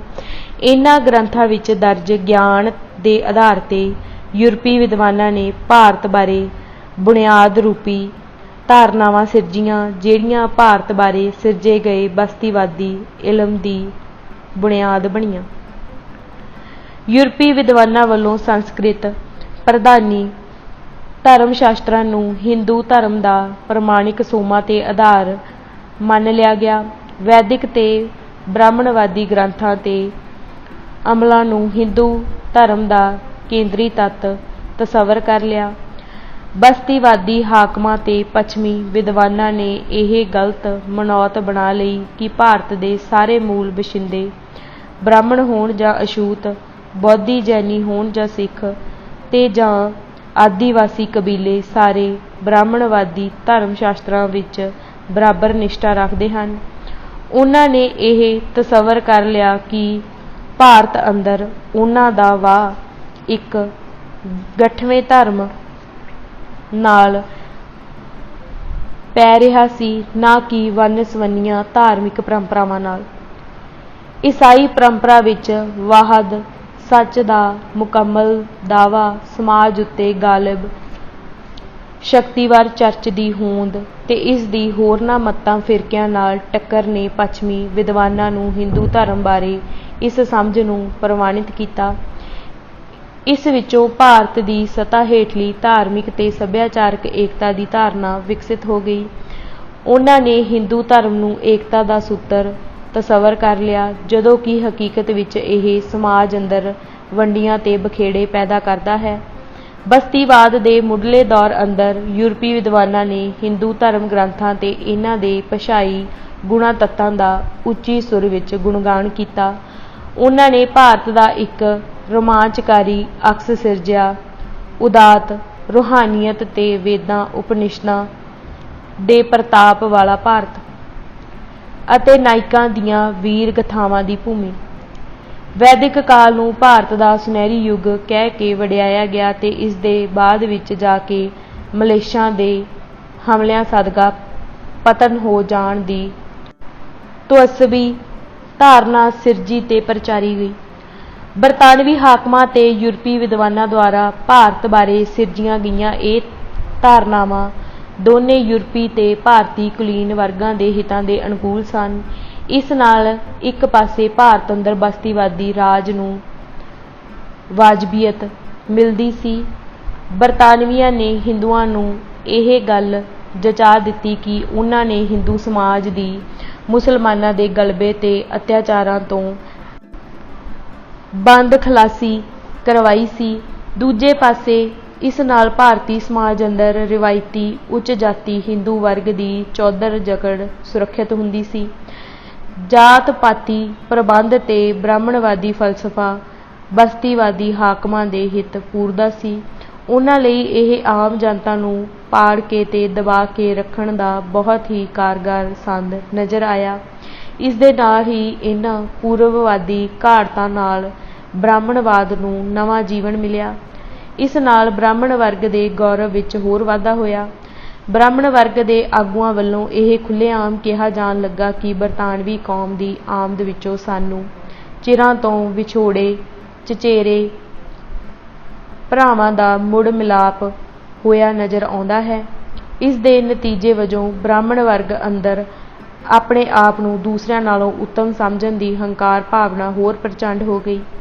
ਭਾਰਤੀ ਸਮਾਜ ਦੇ ਨੀਵੇਂ ਸਮਝੇ ਜਾਂਦੇ ਵਰਗਾਂ ਉੱਤੇ ਗਲਬੇ ਨੂੰ ਸਿਧਾਂਤਕ ਤੇ ਨੈਤਿਕ ਵਾਜਬੀਅਤ ਮਿਲ ਗਈ। ਇਸ ਨਾਲ ਬ੍ਰਾਹਮਣ ਅਤੇ ਉਸ ਦੀਆਂ ਸਹਿਯੋਗੀ ਸਵਰਨ ਜਾਤੀਆਂ ਅੰਦਰ ਆਪਣੇ ਆਪ ਨੂੰ ਭਾਰਤੀ ਸਮਾਜ ਦੇ ਕੁਦਰਤੀ ਆਗੂ ਸਮਝਣ ਦੀ ਭਾਵਨਾ ਨੂੰ ਨਵਾਂ ਬਲ ਮਿਲਿਆ। ਸੋ ਇਹਨਾਂ ਕਾਰਨਾਂ ਕਰਕੇ ਹਿੰਦੂ ਕੁਲੀਨ ਵਰਗ ਨੇ ਹਿੰਦੂ ਧਰਮ ਦੀ ਇਸ ਪੂਰਬਵਾਦੀ ਵਿਆਖਿਆ ਨਾਲ ਪੂਰਨ ਸਹਿਮਤੀ ਜਤਾਈ। ਆਪਣੀ ਕੌਮੀ ਪਛਾਣ ਲਈ ਤਰਲੋ ਮੱਛੀ ਹੋ ਰਹੇ ਹਿੰਦੂ ਵਰਗ ਨੂੰ ਭਾਰਤ ਦੀ ਧਾਰਮਿਕ ਤੇ ਸੱਭਿਆਚਾਰਕ ਏਕਤਾ ਦੀ ਧਾਰਨਾ ਪੁੱਜ ਕੇ ਪਸੰਦ ਆਈ ਤੇ ਰਾਸ ਆਈ। ਉਹ ਇਸ ਨਾਲ ਗਦਗਦ ਹੋ ਉੱਠੇ ਅਤੇ ਬਰਤਾਨਵੀ ਹਾਕਮਾਂ ਦਾ ਲੱਖ ਲੱਖ ਸ਼ੁਕਰ ਕਰਨ ਲੱਗੇ। ਬਰਤਾਨਵੀ ਵਿਦਵਾਨਾਂ ਨੂੰ ਪੰਡਤਾਂ ਪ੍ਰੋਹਤਾਂ ਦੇ ਰੂਪ ਵਿੱਚ ਬੇਹੱਦ ਉਪਯੋਗੀ ਤੇ ਆਗਿਆਕਾਰੀ ਸੁਦੇਸ਼ੀ ਕੁਲੀਨ ਕੋਡਮਾ ਨਸੀਬ ਹੋ ਗਿਆ। ਇਸ ਤਰ੍ਹਾਂ ਵਿਦੇਸ਼ੀ ਤੇ ਸੁਦੇਸ਼ੀ ਕੁਲੀਨ ਵਰਗਾਂ ਦੀ ਸਾਂਝੀ ਭਿਆਲੀ ਨਾਲ ਹਿੰਦੂਵਾਦ ਦੀ ਸਿਲਸਿਲੇਬੱਧ ਵਿਆਖਿਆ ਕੀਤੀ ਗਈ, ਇਸ ਨੂੰ ਪਰਿਭਾਸ਼ਿਤ ਕੀਤਾ ਗਿਆ ਤੇ ਇਸ ਦਾ ਭਾਰਤ ਅੰਦਰਲੀਆਂ ਹੋਰਨਾਂ ਧਾਰਮਿਕ ਪਰੰਪਰਾਵਾਂ ਦੇ ਸੰਬੰਧ ਵਿੱਚ ਖੁੱਲ੍ਹੇਆਮ ਪੱਖ ਪੂਰਿਆ ਗਿਆ। ਜ਼ਾਹਰਾ ਤੌਰ ਤੇ ਹਿੰਦੂਵਾਦ ਦੀ ਇਹ ਬਸਤੀਵਾਦੀ ਘਾੜਤ ਬਹੁਵਾਦੀ ਨਹੀਂ ਸੀ। ਇਹ ਬ੍ਰਾਹਮਣਵਾਦ ਦੀ ਮੂਲ ਖਸਲਤ ਮੁਤਾਬਕ ਇੱਕਵਾਦੀ ਸੀ ਤੇ ਭਾਰਤ ਦੀਆਂ ਹਿੰਦੂਵਾਦ ਨਾਲੋਂ ਅਡਰੀਆਂ ਧਾਰਮਿਕ ਪਰੰਪਰਾਵਾਂ ਦੀ ਸੁਤੰਤਰ ਹਸਤੀ ਦਾ ਨਿਖੇਧ ਕਰਦੀ ਸੀ। ਇਸ ਕਰਕੇ ਇਹ ਅੰਤਮ ਤੌਰ ਤੇ ਭਾਰਤ ਦੀ ਸੱਭਿਆਚਾਰਕ ਅਨੇਕਤਾ ਨੂੰ ਸੰਭਾਲਣ ਤੇ ਪ੍ਰਫੁੱਲਿਤ ਕਰਨ ਦੀ ਥਾਵੇਂ ਇਸ ਨੂੰ ਘਾੜ ਪਹੁੰਚਾਉਣ ਦਾ ਸਬੱਬ ਤੇ ਸਾਧਨ ਹੋ ਨਿਬੜੀ। ਬਸਤੀਵਾਦੀ ਪ੍ਰਵਚਨ ਅੰਦਰ ਇੰਡੀਆ ਤੇ ਹਿੰਦੂ ਸਮਅਰਥੀ ਬਣ ਗਏ। ਭਾਰਤੀ ਸੱਭਿਅਤਾ, ਭਾਰਤੀ ਸੰਸਕ੍ਰਿਤੀ, ਭਾਰਤੀ ਧਾਰਮਿਕ ਪਰੰਪਰਾਵਾਂ ਆਦਿ ਟਰਮਾਂ ਹਿੰਦੂ ਤੱਤ ਗ੍ਰਹਿਣ ਕਰ ਗਈਆਂ। ਮਿਸਾਲ ਵਜੋਂ 1792 ਵਿੱਚ ਬਨਾਰਸ ਵਿਖੇ ਤੈਨਾਤ ਜੋਨਾਥਨ ਡੰਕਨ ਨਾਂ ਦੇ ਬ੍ਰਿਟਿਸ਼ ਰੈਜ਼ੀਡੈਂਟ ਨੇ ਬਨਾਰਸ ਵਿਖੇ ਹਿੰਦੂ ਕਾਲਜ ਜਾਂ ਅਕੈਡਮੀ ਸਥਾਪਿਤ ਕੀਤੇ ਜਾਣ ਦੀ ਸਿਫਾਰਿਸ਼ ਇਹ ਕਹਿੰਦਿਆਂ ਕੀਤੀ ਸੀ ਕਿ ਇਸ ਨਾਲ ਇਸ ਰਾਸ਼ਟਰ ਦੇ ਕਾਨੂੰਨਾਂ, ਸਾਹਿਤ ਤੇ ਧਰਮ ਦੀ, ਇਸ ਦੇ ਨਾਲ ਹੀ ਧਰਮ ਦੇ ਇਸ ਕੇਂਦਰ ਨੇ ਇਹਨਾਂ ਦੇ ਸਭਨਾਂ ਫਿਰਕਿਆਂ ਕਬੀਲਿਆਂ ਦੀ ਇੱਕ ਸਾਂਝੀ ਤਫਰੀਹਗਾਹ ਵਿੱਚ ਸੇਵਾ ਸੰਭਾਲ ਤੇ ਪਾਲਣਾ ਹੋ ਸਕੇਗੀ। ਇਸ ਚੋਂ ਦੋ ਗੱਲਾਂ ਭਲੀ ਭਾਂਤ ਸਪਸ਼ਟ ਹੋ ਜਾਂਦੀਆਂ ਹਨ। ਇੱਕ ਇਹ ਕਿ ਬਰਤਾਨਵੀ ਅਧਿਕਾਰੀ ਹਿੰਦੂ ਧਰਮ ਨੂੰ ਭਾਰਤ ਦੇ ਇੱਕ ਜਾਂ ਬਹੁਗਿਣਤੀ ਵਰਗ ਦਾ ਧਰਮ ਨਹੀਂ ਸਗੋਂ ਸਮੁੱਚੇ ਰਾਸ਼ਟਰ ਦਾ ਸਰਬ ਸਾਂਝਾ ਧਰਮ ਮੰਨ ਕੇ ਚੱਲ ਰਹੇ ਸਨ। ਇਸੇ ਹੀ ਤਰ੍ਹਾਂ ਉਹ ਬਨਾਰਸ ਨੂੰ ਹਿੰਦੂ ਧਰਮ ਦੇ ਧਰਮ ਦਾ ਕੇਂਦਰ ਨਹੀਂ ਸਗੋਂ ਸਾਰੇ ਰਾਸ਼ਟਰ ਦੇ ਸਾਂਝੇ ਧਰਮ ਦਾ ਕੇਂਦਰ ਅਤੇ ਭਾਰਤ ਦੇ ਸਭਨਾਂ ਫਿਰਕਿਆਂ ਕਬੀਲਿਆਂ ਦੀ ਸਾਂਝੀ ਤਫਰੀਹਗਾਹ ਮੰਨ ਕੇ ਚੱਲ ਰਹੇ ਸਨ। ਬਸਤੀਵਾਦੀ ਹਾਕਮਾਂ ਤੇ ਪੱਛਮੀ ਵਿਦਵਾਨਾਂ ਦੀ ਭਾਰਤ ਬਾਰੇ ਬਣੀ ਇਹ ਧਾਰਨਾ ਹੀ ਬਾਅਦ ਵਿੱਚ ਜਾ ਕੇ ਸਰਬ ਸਾਂਝੀ ਭਾਰਤੀ ਕੌਮ ਦੇ ਸੰਕਲਪ ਦੀ ਸਿਧਾਂਤਕ ਬੁਨਿਆਦ ਬਣੀ। 19ਵੀਂ ਸਦੀ ਤੋਂ ਆਰੰਭ ਹੋਏ ਰਾਸ਼ਟਰਵਾਦੀ ਪ੍ਰਵਚਨ ਅੰਦਰ ਇਸ ਧਾਰਨਾ ਨੂੰ ਵਾਰ-ਵਾਰ ਦੁਹਰਾਇਆ ਤੇ ਦ੍ਰਿੜਾਇਆ ਗਿਆ। ਹਿੰਦੂ ਕੌਣ ਹੈ ਤੇ ਹਿੰਦੂਵਾਦ ਕੀ ਹੈ? ਇਹਨਾਂ ਦੋ ਜੁੜਵੇਂ ਸਵਾਲਾਂ ਬਾਰੇ ਸਾਰੇ ਅਰਸੇ ਦੌਰਾਨ ਲਗਾਤਾਰ ਗਾੜੀ ਚਰਚਾ ਹੁੰਦੀ ਰਹੀ। ਇਹਨਾਂ ਦੀ ਵਾਰ-ਵਾਰ ਪਰਿਭਾਸ਼ਾ ਦਿੱਤੀ ਗਈ ਅਤੇ ਮੁੜ-ਮੁੜ ਵਿਆਖਿਆ ਕੀਤੀ ਗਈ। ਇਸ ਤਰ੍ਹਾਂ ਇਸ ਅਮਲ ਦੇ ਜ਼ਰੀਏ ਆਧੁਨਿਕ ਰਾਜਸੀ ਹਿੰਦੂ ਤੇ ਹਿੰਦੂਵਾਦ ਦੀ ਸਿਰਜਣਾ ਕੀਤੀ ਗਈ। ਇਹਨਾਂ ਦੇ ਹਵਾਲੇ ਨਾਲ ਕੌਮ ਤੇ ਰਾਸ਼ਟਰਵਾਦ ਦੀ ਪਰਿਭਾਸ਼ਾ ਤੇ ਵਿਆਖਿਆ ਕੀਤੀ ਗਈ। ਲਗਭਗ ਪੂਰੀ ਇੱਕ ਸਦੀ ਰਾਸ਼ਟਰਵਾਦ ਦਾ ਇਹ ਪ੍ਰਵਚਨ ਨਿਰਵਿਘਨ ਚੱਲਿਆ ਅਤੇ ਇਸ ਵਿੱਚ ਕੋਈ ਇਤਫਾਕੀ ਗੱਲ ਨਹੀਂ ਸੀ ਕਿ ਸਾਰੇ ਪ੍ਰਵਚਨਕਰਤਾ ਉੱਚ ਜਾਤੀਆਂ ਨਾਲ ਸੰਬੰਧਿਤ ਸਨ। ਜ਼ਿਆਦਾਤਰ ਬ੍ਰਾਹਮਣ ਜਾਂ ਫਿਰ ਖੱਤਰੀ, ਬਾਣੀਏ ਜਾਂ ਰਾਜਪੂਤ ਆਦਿ ਸਨ। ਆਜ਼ਾਦੀ ਤੋਂ ਬਾਅਦ ਭਾਰਤ ਦੇ ਸਵਰਨ ਜਾਤੀ ਹਿੰਦੂ ਹਾਕਮ ਵਰਗਾਂ ਨੇ ਇਸ ਧਾਰਨਾ ਨੂੰ ਭਾਰਤੀ ਸੰਵਿਧਾਨ ਦੀ ਧਾਰਾ 25(2)(b) ਦੇ ਰੂਪ ਵਿੱਚ ਕਾਨੂੰਨੀ ਰੁਤਬਾ ਪ੍ਰਦਾਨ ਕਰ ਦਿੱਤਾ, ਜਿਸ ਅਨੁਸਾਰ ਬੋਧੀਆਂ, ਜੈਨੀਆਂ ਤੇ ਸਿੱਖਾਂ ਨੂੰ ਵਿਸ਼ਾਲ ਹਿੰਦੂ ਧਰਮ ਦੇ ਹੀ ਲਾਗੂ ਅੰਗ ਕਰਾਰ ਦੇ ਕੇ ਉਹਨਾਂ ਦੀ ਸੁਤੰਤਰ ਹਸਤੀ ਨਕਾਰ ਦਿੱਤੀ ਗਈ। ਅਸਲ ਵਿੱਚ ਹਿੰਦੂ ਰਾਸ਼ਟਰਵਾਦੀਆਂ ਦੇ ਮਨਾਂ ਅੰਦਰ ਸ਼ੁਰੂ ਤੋਂ ਹੀ ਭਾਰਤੀ ਪਛਾਣ ਦੀ ਇੱਕ ਵਚਨੀ ਭਾਸ਼ਾ ਮੜ੍ਹਨ ਦੀ ਤਮੰਨਾ ਉਸਲਵੱਟੇ ਲੈਂਦੀ ਰਹੀ ਸੀ। ਇਸ ਮੰਤਵ ਲਈ ਉਹਨਾਂ ਨੂੰ ਹਮੇਸ਼ਾ ਹੀ ਇੱਕ ਮਜ਼ਬੂਤ ਕੇਂਦਰ ਪ੍ਰਧਾਨ ਰਾਜ ਦੀ ਲੋੜ ਮਹਿਸੂਸ ਕੀਤੀ, ਜਿਹਨੂੰ ਅਸਰਦਾਰ ਸੰਦ ਵਜੋਂ ਵਰਤਿਆ ਜਾ ਸਕੇ।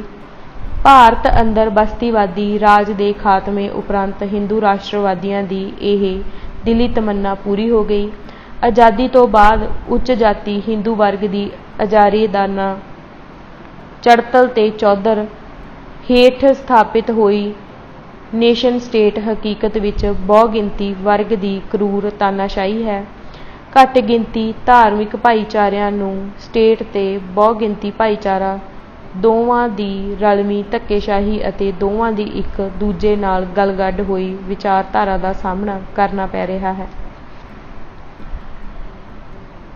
ਅੰਦਰੂਨੀ ਸਮਾਜਿਕ ਤੇ ਵਿਚਾਰਧਾਰਕ ਵਿਰੋਧਤਾਈਆਂ। ਇੱਕੋ ਸਮਾਜ ਦੇ ਅੰਦਰ ਕੌਮ ਅਤੇ ਕੌਮ ਪ੍ਰਸਤੀ ਬਾਰੇ ਅਲੱਗ-ਅਲੱਗ ਵਰਗਾਂ ਦੀ ਸਮਝ ਤੇ ਨਜ਼ਰੀਆ ਅਲੱਗ-ਅਲੱਗ ਹੁੰਦਾ ਹੈ। ਹਰ ਜਗ੍ਹਾ ਹਰ ਸਮਾਜ ਅੰਦਰ ਹੀ ਰਾਸ਼ਟਰਵਾਦ ਦੀ ਲੜਾਈ ਦੋਨੇ ਅੰਦਰਲੇ ਤੇ ਬਾਹਰਲੇ ਮੋਰਚਿਆਂ ਤੇ ਨਾਲੋਂ ਨਾਲ ਲੜੀ ਜਾਂਦੀ ਹੈ। ਬਾਹਰਲੇ ਮੋਰਚੇ ਤੇ ਲੜੀ ਜਾ ਰਹੀ ਲੜਾਈ ਅੰਦਰੂਨੀ ਕਸ਼ਮਕਸ਼ ਨਾਲੋਂ ਨਿਖੜੀ ਨਹੀਂ ਹੁੰਦੀ। ਜਿੱਥੇ ਇੱਕ ਪਾਸੇ ਗੈਰਾਂ ਕੋਲੋਂ ਸੱਤਾ ਖੋਹਣ ਦਾ ਰਾਜਸੀ ਏਜੰਡਾ ਦਰਪੇਸ਼ ਹੁੰਦਾ ਹੈ, ਦੂਜੇ ਪਾਸੇ ਇਸ ਸੱਤਾ ਦੀ ਸਾਰੇ ਵਰਗਾਂ ਅੰਦਰ ਸਾਵੀਂ ਵੰਡ ਦਾ ਮੁੱਦਾ ਹੁੰਦਾ ਹੈ। ਆਮ ਨਿਯਮ ਵਜੋਂ ਹੀ ਸਮਾਜਿਕ ਤੌਰ ਤੇ ਭਾਰੂ ਵਰਗਾਂ ਵੱਲੋਂ ਲੜਾਈ ਦੇ ਬਾਹਰੀ ਪੱਖ ਉੱਤੇ ਇੱਕ ਪਾਸੜ ਤੇ ਵਧਵਾਂ ਜ਼ੋਰ ਦਿੱਤਾ ਜਾਂਦਾ ਹੈ ਅਤੇ ਅੰਦਰੂਨੀ ਆਰਥਿਕ ਸਮਾਜੀ ਪਾੜਿਆਂ ਤੇ ਵਿਰੋਧਾਂ ਉੱਤੇ ਮਿੱਟੀ ਪਾਉਣ ਦੇ ਯਤਨ ਕੀਤੇ ਜਾਂਦੇ ਹਨ। ਆਧੁਨਿਕ ਰਾਸ਼ਟਰਵਾਦ ਦੇ ਪ੍ਰਸੰਗ ਅੰਦਰ ਹਰ ਸਮਾਜ ਅੰਦਰ ਹੀ ਸੰਘਰਸ਼ ਦੇ ਅਹਿਮ ਮੁੱਦੇ ਅੰਦਰੂਨੀ ਹੁੰਦੇ ਹਨ, ਜਿਹੜੇ ਕਿ ਉਸ ਸਮਾਜ ਦੇ ਵਿਕਾਸ ਦੇ ਵਿਸ਼ੇਸ਼ ਰੂਪ ਦੁਆਰਾ ਨਿਰਧਾਰਤ ਹੁੰਦੇ ਹਨ। ਇਸ ਤੋਂ ਹੀ ਰਾਸ਼ਟਰਵਾਦੀ ਲਹਿਰ ਦਾ ਮੂਲ ਚਰਿੱਤਰ ਪਛਾਣਿਆ ਜਾ ਸਕਦਾ ਹੈ ਅਤੇ ਇਸ ਦੀ ਸਮੁੱਚੀ ਅਮਲਗਤੀ ਦੀ ਸਮਝ ਪੈ ਸਕਦੀ ਹੈ। ਬਸਤੀਵਾਦੀ ਕਾਲ ਦੌਰਾਨ ਭਾਰਤੀ ਉਪ ਮਹਾਦੀਪਾਂ ਦੀ ਸੱਭਿਆਚਾਰਕ ਵੰਨ-ਸੁਵੰਨਤਾ ਦੀ ਗੱਲ ਤਾਂ ਆਮ ਕੀਤੀ ਜਾਂਦੀ ਰਹੀ, ਪਰ ਇਹ ਤੱਥ ਮੰਨਣ ਤੋਂ ਇਨਕਾਰ ਕੀਤਾ ਜਾਂਦਾ ਰਿਹਾ ਕਿ ਯੂਰਪੀ ਉਪ ਮਹਾਦੀਪ ਵਾਂਗੂ ਹੀ ਭਾਰਤੀ ਉਪ ਮਹਾਦੀਪ ਵੀ ਆਪੋ ਆਪਣੀ ਵਿਲੱਖਣ ਪਛਾਣ ਰੱਖਦੀਆਂ ਅਤੇ ਨਿਸ਼ਚਿਤ ਭੂ-ਮੰਡਲਾਂ ਵਿੱਚ ਜਨਮੀਆਂ ਵਿਸਰੀਆਂ ਵੱਖ-ਵੱਖ ਕੌਮਾਂ ਜਾਂ ਕੌਮੀਅਤਾਂ ਦੀ ਦੇਸ਼ ਭੂਮੀ ਹੈ। ਬਹੁਤ ਹੀ ਆਮ ਜਿਹੇ ਅਰਥਾਂ ਵਿੱਚ ਇਸ ਨੂੰ ਵੱਖ-ਵੱਖ ਧਰਮਾਂ, ਬੋਲੀਆਂ ਤੇ ਸੱਭਿਆਚਾਰਾਂ ਦੀ ਧਰਤੀ ਕਿਹਾ ਜਾਂਦਾ ਹੈ। ਬਾਹਰਮੁਖੀ ਯਥਾਰਥ ਤੋਂ ਦੋਨੋਂ ਹੀ ਬਸਤੀਵਾਦੀ ਤੇ ਸੁਦੇਸ਼ੀ ਕੁਲੀਨ ਵਰਗ ਆਪੋ ਆਪਣੇ ਢੰਗ ਨਾਲ ਮੁਨਕਰ ਹੁੰਦੇ ਰਹੇ। ਦੋਨਾਂ ਨੇ ਆਪੋ ਆਪਣੇ ਕਾਰਨ ਤੇ ਮੁਫਾਦ ਸਨ। ਬਸਤੀਵਾਦ ਨੇ ਭਾਰਤ ਅੰਦਰ ਅਲੱਗ-ਅਲੱਗ ਕੌਮੀਅਤਾਂ ਦੇ ਸੁਤੰਤਰ ਵਿਕਾਸ ਦੇ ਅਮਲ ਨੂੰ ਢਾਹ ਲਾਈ ਸੀ। ਇੱਕ ਰੂਪ ਤੇ ਸਰਬ ਹਿੰਦ ਪ੍ਰਬੰਧਕੀ ਢਾਂਚੇ ਨੇ ਇਸ ਅਮਲ ਨੂੰ ਗ੍ਰਹਿਣ ਲਾ ਦਿੱਤਾ ਸੀ। ਦੂਜੇ ਪਾਸੇ ਸੁਦੇਸ਼ੀ ਕੁਲੀਨ ਵਰਗ ਵੀ ਆਪਣੀ ਸਮਾਜੀ ਚੌਧਰ ਹਸਤੀ ਬਣਾਈ ਰੱਖਣ ਅਤੇ ਰਾਜਸੀ ਗਲਬੇ ਨੂੰ ਯਕੀਨੀ ਬਣਾਉਣ ਲਈ ਭਾਰਤ ਦੀ ਸੱਭਿਆਚਾਰਕ ਵੰਨ-ਸੁਵੰਨਤਾ ਦੇ ਤੱਤ ਨੂੰ ਉਭਾਰਨ ਤੋਂ ਟਲਦੇ ਰਹੇ। ਇਸ ਵਜ੍ਹਾ ਕਰਕੇ ਇਸ ਘਾਟੇਬੰਦੀ ਸਥਿਤੀ ਵਿੱਚ ਨਸਲੀ ਸੱਭਿਆਚਾਰਕ ਤੇ ਭਾਸ਼ਾਈ ਰਾਸ਼ਟਰਵਾਦੀ ਵਿਚਾਰਧਾਰਾ ਦਾ ਪ੍ਰਗਟਾਵਾ ਕਮਜ਼ੋਰ ਰੂਪ ਵਿੱਚ ਅਤੇ ਅਸਿੱਧੇ ਢੰਗਾਂ ਨਾਲ ਹੀ ਹੋ ਸਕਿਆ। ਖੇਤਰੀ ਰਾਸ਼ਟਰਵਾਦੀ ਆਵਾਜ਼ਾਂ ਉੱਠੀਆਂ ਜ਼ਰੂਰ, ਪਰ ਇੱਕ ਤਾਂ ਇਹ ਖੇਤਰੀ ਲਹਿਰਾਂ ਕਾਫੀ ਪਛੜ ਗਈਆਂ ਸਨ। ਸਰਬ ਹਿੰਦ ਉੱਚ ਜਾਤੀ ਰਾਸ਼ਟਰਵਾਦ ਨੇ ਉਦੋਂ ਤੱਕ ਪਿੜ ਪੂਰੀ ਤਰ੍ਹਾਂ ਮੱਲ ਲਿਆ ਹੋਇਆ ਸੀ। ਦੂਜਾ, ਇਹ ਲਹਿਰਾਂ ਉਪ ਮਹਾਦੀਪਾਂ ਦੀ ਸਮੁੱਚੀ ਸਮਾਜੀ ਰਾਜਸੀ ਅਮਲਗਤੀ ਵਿੱਚ ਨਿਗੂਣੀ ਹੈਸੀਅਤ ਰੱਖਦੀਆਂ ਸਨ। ਇਸ ਕਰਕੇ ਇਹਨਾਂ ਲਹਿਰਾਂ ਨੂੰ ਘੱਟ ਹੀ ਗੌਲਿਆ ਗਿਆ। ਬਸਤੀਵਾਦੀ ਦੌਰ ਅੰਦਰ ਰਾਜਸੀ ਜਾਗ੍ਰਿਤੀ ਦੀਆਂ ਇਹ ਖੇਤਰੀ ਤਰੰਗਾਂ ਅਤੇ ਇਹਨਾਂ ਦੇ ਰਾਸ਼ਟਰਵਾਦੀ ਪੈਗਾਮ ਬਹੁਤਾ ਪਸਾਰ ਨਾ ਕਰ ਸਕੇ ਅਤੇ ਨਾ ਹੀ ਬਹੁਤੀ ਦੇਰ ਤੱਕ ਟਿਕੇ ਰਹਿ ਸਕੇ। ਸਰਵ ਭਾਰਤੀ ਰਾਸ਼ਟਰੀਵਾਦ ਦੇ ਜ਼ੋਰਦਾਰ ਪ੍ਰਵਚਨ, ਜਿਹੜਾ ਆਪਣੇ ਤਾਣੇ-ਬਾਣੇ ਤੇ ਵਿਚਾਰਧਾਰਾ ਪੱਖੋਂ ਸਰਵ ਭਾਰਤੀ ਸੀ, ਨੇ ਖੇਤਰੀ ਰਾਸ਼ਟਰਵਾਦ ਦੇ ਵਰਤਾਰੇ ਦੇ ਪੈਰ ਨਾ ਲੱਗਣ ਦਿੱਤੇ। ਇਸ ਨੂੰ ਸੌੜੇ ਖੇਤਰਵਾਦ ਦਾ ਕੁਨਾਹ ਦੇ ਕੇ ਬਦਊ ਕੀਤਾ ਗਿਆ। ਭਾਰਤੀ ਸਮਾਜ ਅੰਦਰਲੇ ਦੱਬੇ ਕੁਚਲੇ ਵਰਗ, ਬ੍ਰਾਹਮਣੀ ਸਮਾਜੀ ਪ੍ਰਬੰਧ ਨੂੰ ਤਹਿਸ ਨਹਿਸ ਕਰਨਾ ਚਾਹੁੰਦੇ ਸਨ, ਜਦੋਂ ਕਿ ਸਵਰਨ ਜਾਤੀਆਂ ਇਸ ਨੂੰ ਉਦਾਰ ਪੱਛਮੀ ਸ਼੍ਰੇਣੀਆਂ ਦੇ ਜ਼ਰੀਏ ਰਾਸ਼ਟਰਵਾਦੀ ਵਿਚਾਰਧਾਰਾ ਦਾ ਨਵਾਂ ਜਾਮਾ ਪਹਿਨਾਉਣ ਲਈ ਯਤਨਸ਼ੀਲ ਸਨ। ਏਕਤਾ ਅਤੇ ਅਖੰਡਤਾ ਦੇ ਦਾਰਸ਼ਨਿਕ ਚੋਲੇ ਹੇਠਾਂ ਜਾਤ ਅਭਿਮਾਨੀ ਹਿੰਦੂ ਵਰਗਾਂ ਦੀ ਰਾਜਨੀਤਿਕ ਅਭਿਲਾਸ਼ਾ ਛੁਪੀ ਹੋਈ ਸੀ, ਜਿਸ ਦਾ ਮਨੋਰਥ ਦੂਸਰਿਆਂ ਨੂੰ ਆਪਣੇ ਅੰਦਰ ਜਜ਼ਬ ਕਰਨ ਜਾਂ ਅਧੀਨ ਕਰਨਾ ਸੀ। ਦੱਬੇ ਕੁਚਲੇ ਵਰਗ ਤੇ ਕਬਾਇਲੀ ਭਾਈਚਾਰੇ ਜਗੀਰੂ ਤਾਣੇ ਬਾਣੇ ਦੇ ਖਿਲਾਫ ਲਾਮਬੰਦ ਜ਼ਰੂਰ ਹੋਏ ਅਤੇ ਉਹਨਾਂ ਨੇ ਅਲੱਗ-ਅਲੱਗ ਥਾਵਾਂ 'ਤੇ ਅਲੱਗ-ਅਲੱਗ ਰੂਪਾਂ ਵਿੱਚ ਸੰਘਰਸ਼ ਦਾ ਰਾਹ ਵੀ ਅਖਤਿਆਰ ਕੀਤਾ, ਪਰੰਤੂ ਇਹ ਖਿੰਡੇ ਬਿਸਰੇ ਸੰਘਰਸ਼ ਇੱਕ ਸਾਂਝੀ ਜ਼ੋਰਵਾਰ ਧਾਰਾ ਨਾ ਬਣ ਸਕੇ ਅਤੇ ਰਾਸ਼ਟਰਵਾਦੀ ਅੰਦੋਲਨ ਦੇ ਮੁਕਾਬਲੇ ਵਿੱਚ ਸਰਬ ਹਿੰਦੀ ਪੈਮਾਨੇ 'ਤੇ ਜਥੇਬੰਦ ਨਾ ਹੋ ਸਕੇ, ਜਿਸ ਕਰਕੇ ਭਾਰਤੀ ਰਾਸ਼ਟਰਵਾਦ ਦੀ ਵਿਚਾਰਧਾਰਾ ਤੇ ਲਹਿਰ ਵੱਲੋਂ ਇਹਨਾਂ ਨੂੰ ਸੋੜ ਕੇ ਸਫਲਤਾ ਨਾਲ ਹਾਸ਼ੀਆਗਤ ਕਰ ਦਿੱਤਾ ਗਿਆ। ਅੱਜ ਅਸੀਂ ਗਦਰੀ ਬਾਬੇ ਕੌਣ ਸਨ ਕਿਤਾਬ ਦੇ 55 ਪੰਨੇ ਪੜ੍ਹ ਚੁੱਕੇ ਹਾਂ। ਵਾਹਿਗੁਰੂ ਜੀ ਕਾ ਖਾਲਸਾ, ਵਾਹਿਗੁਰੂ ਜੀ ਕੀ ਫਤਿਹ।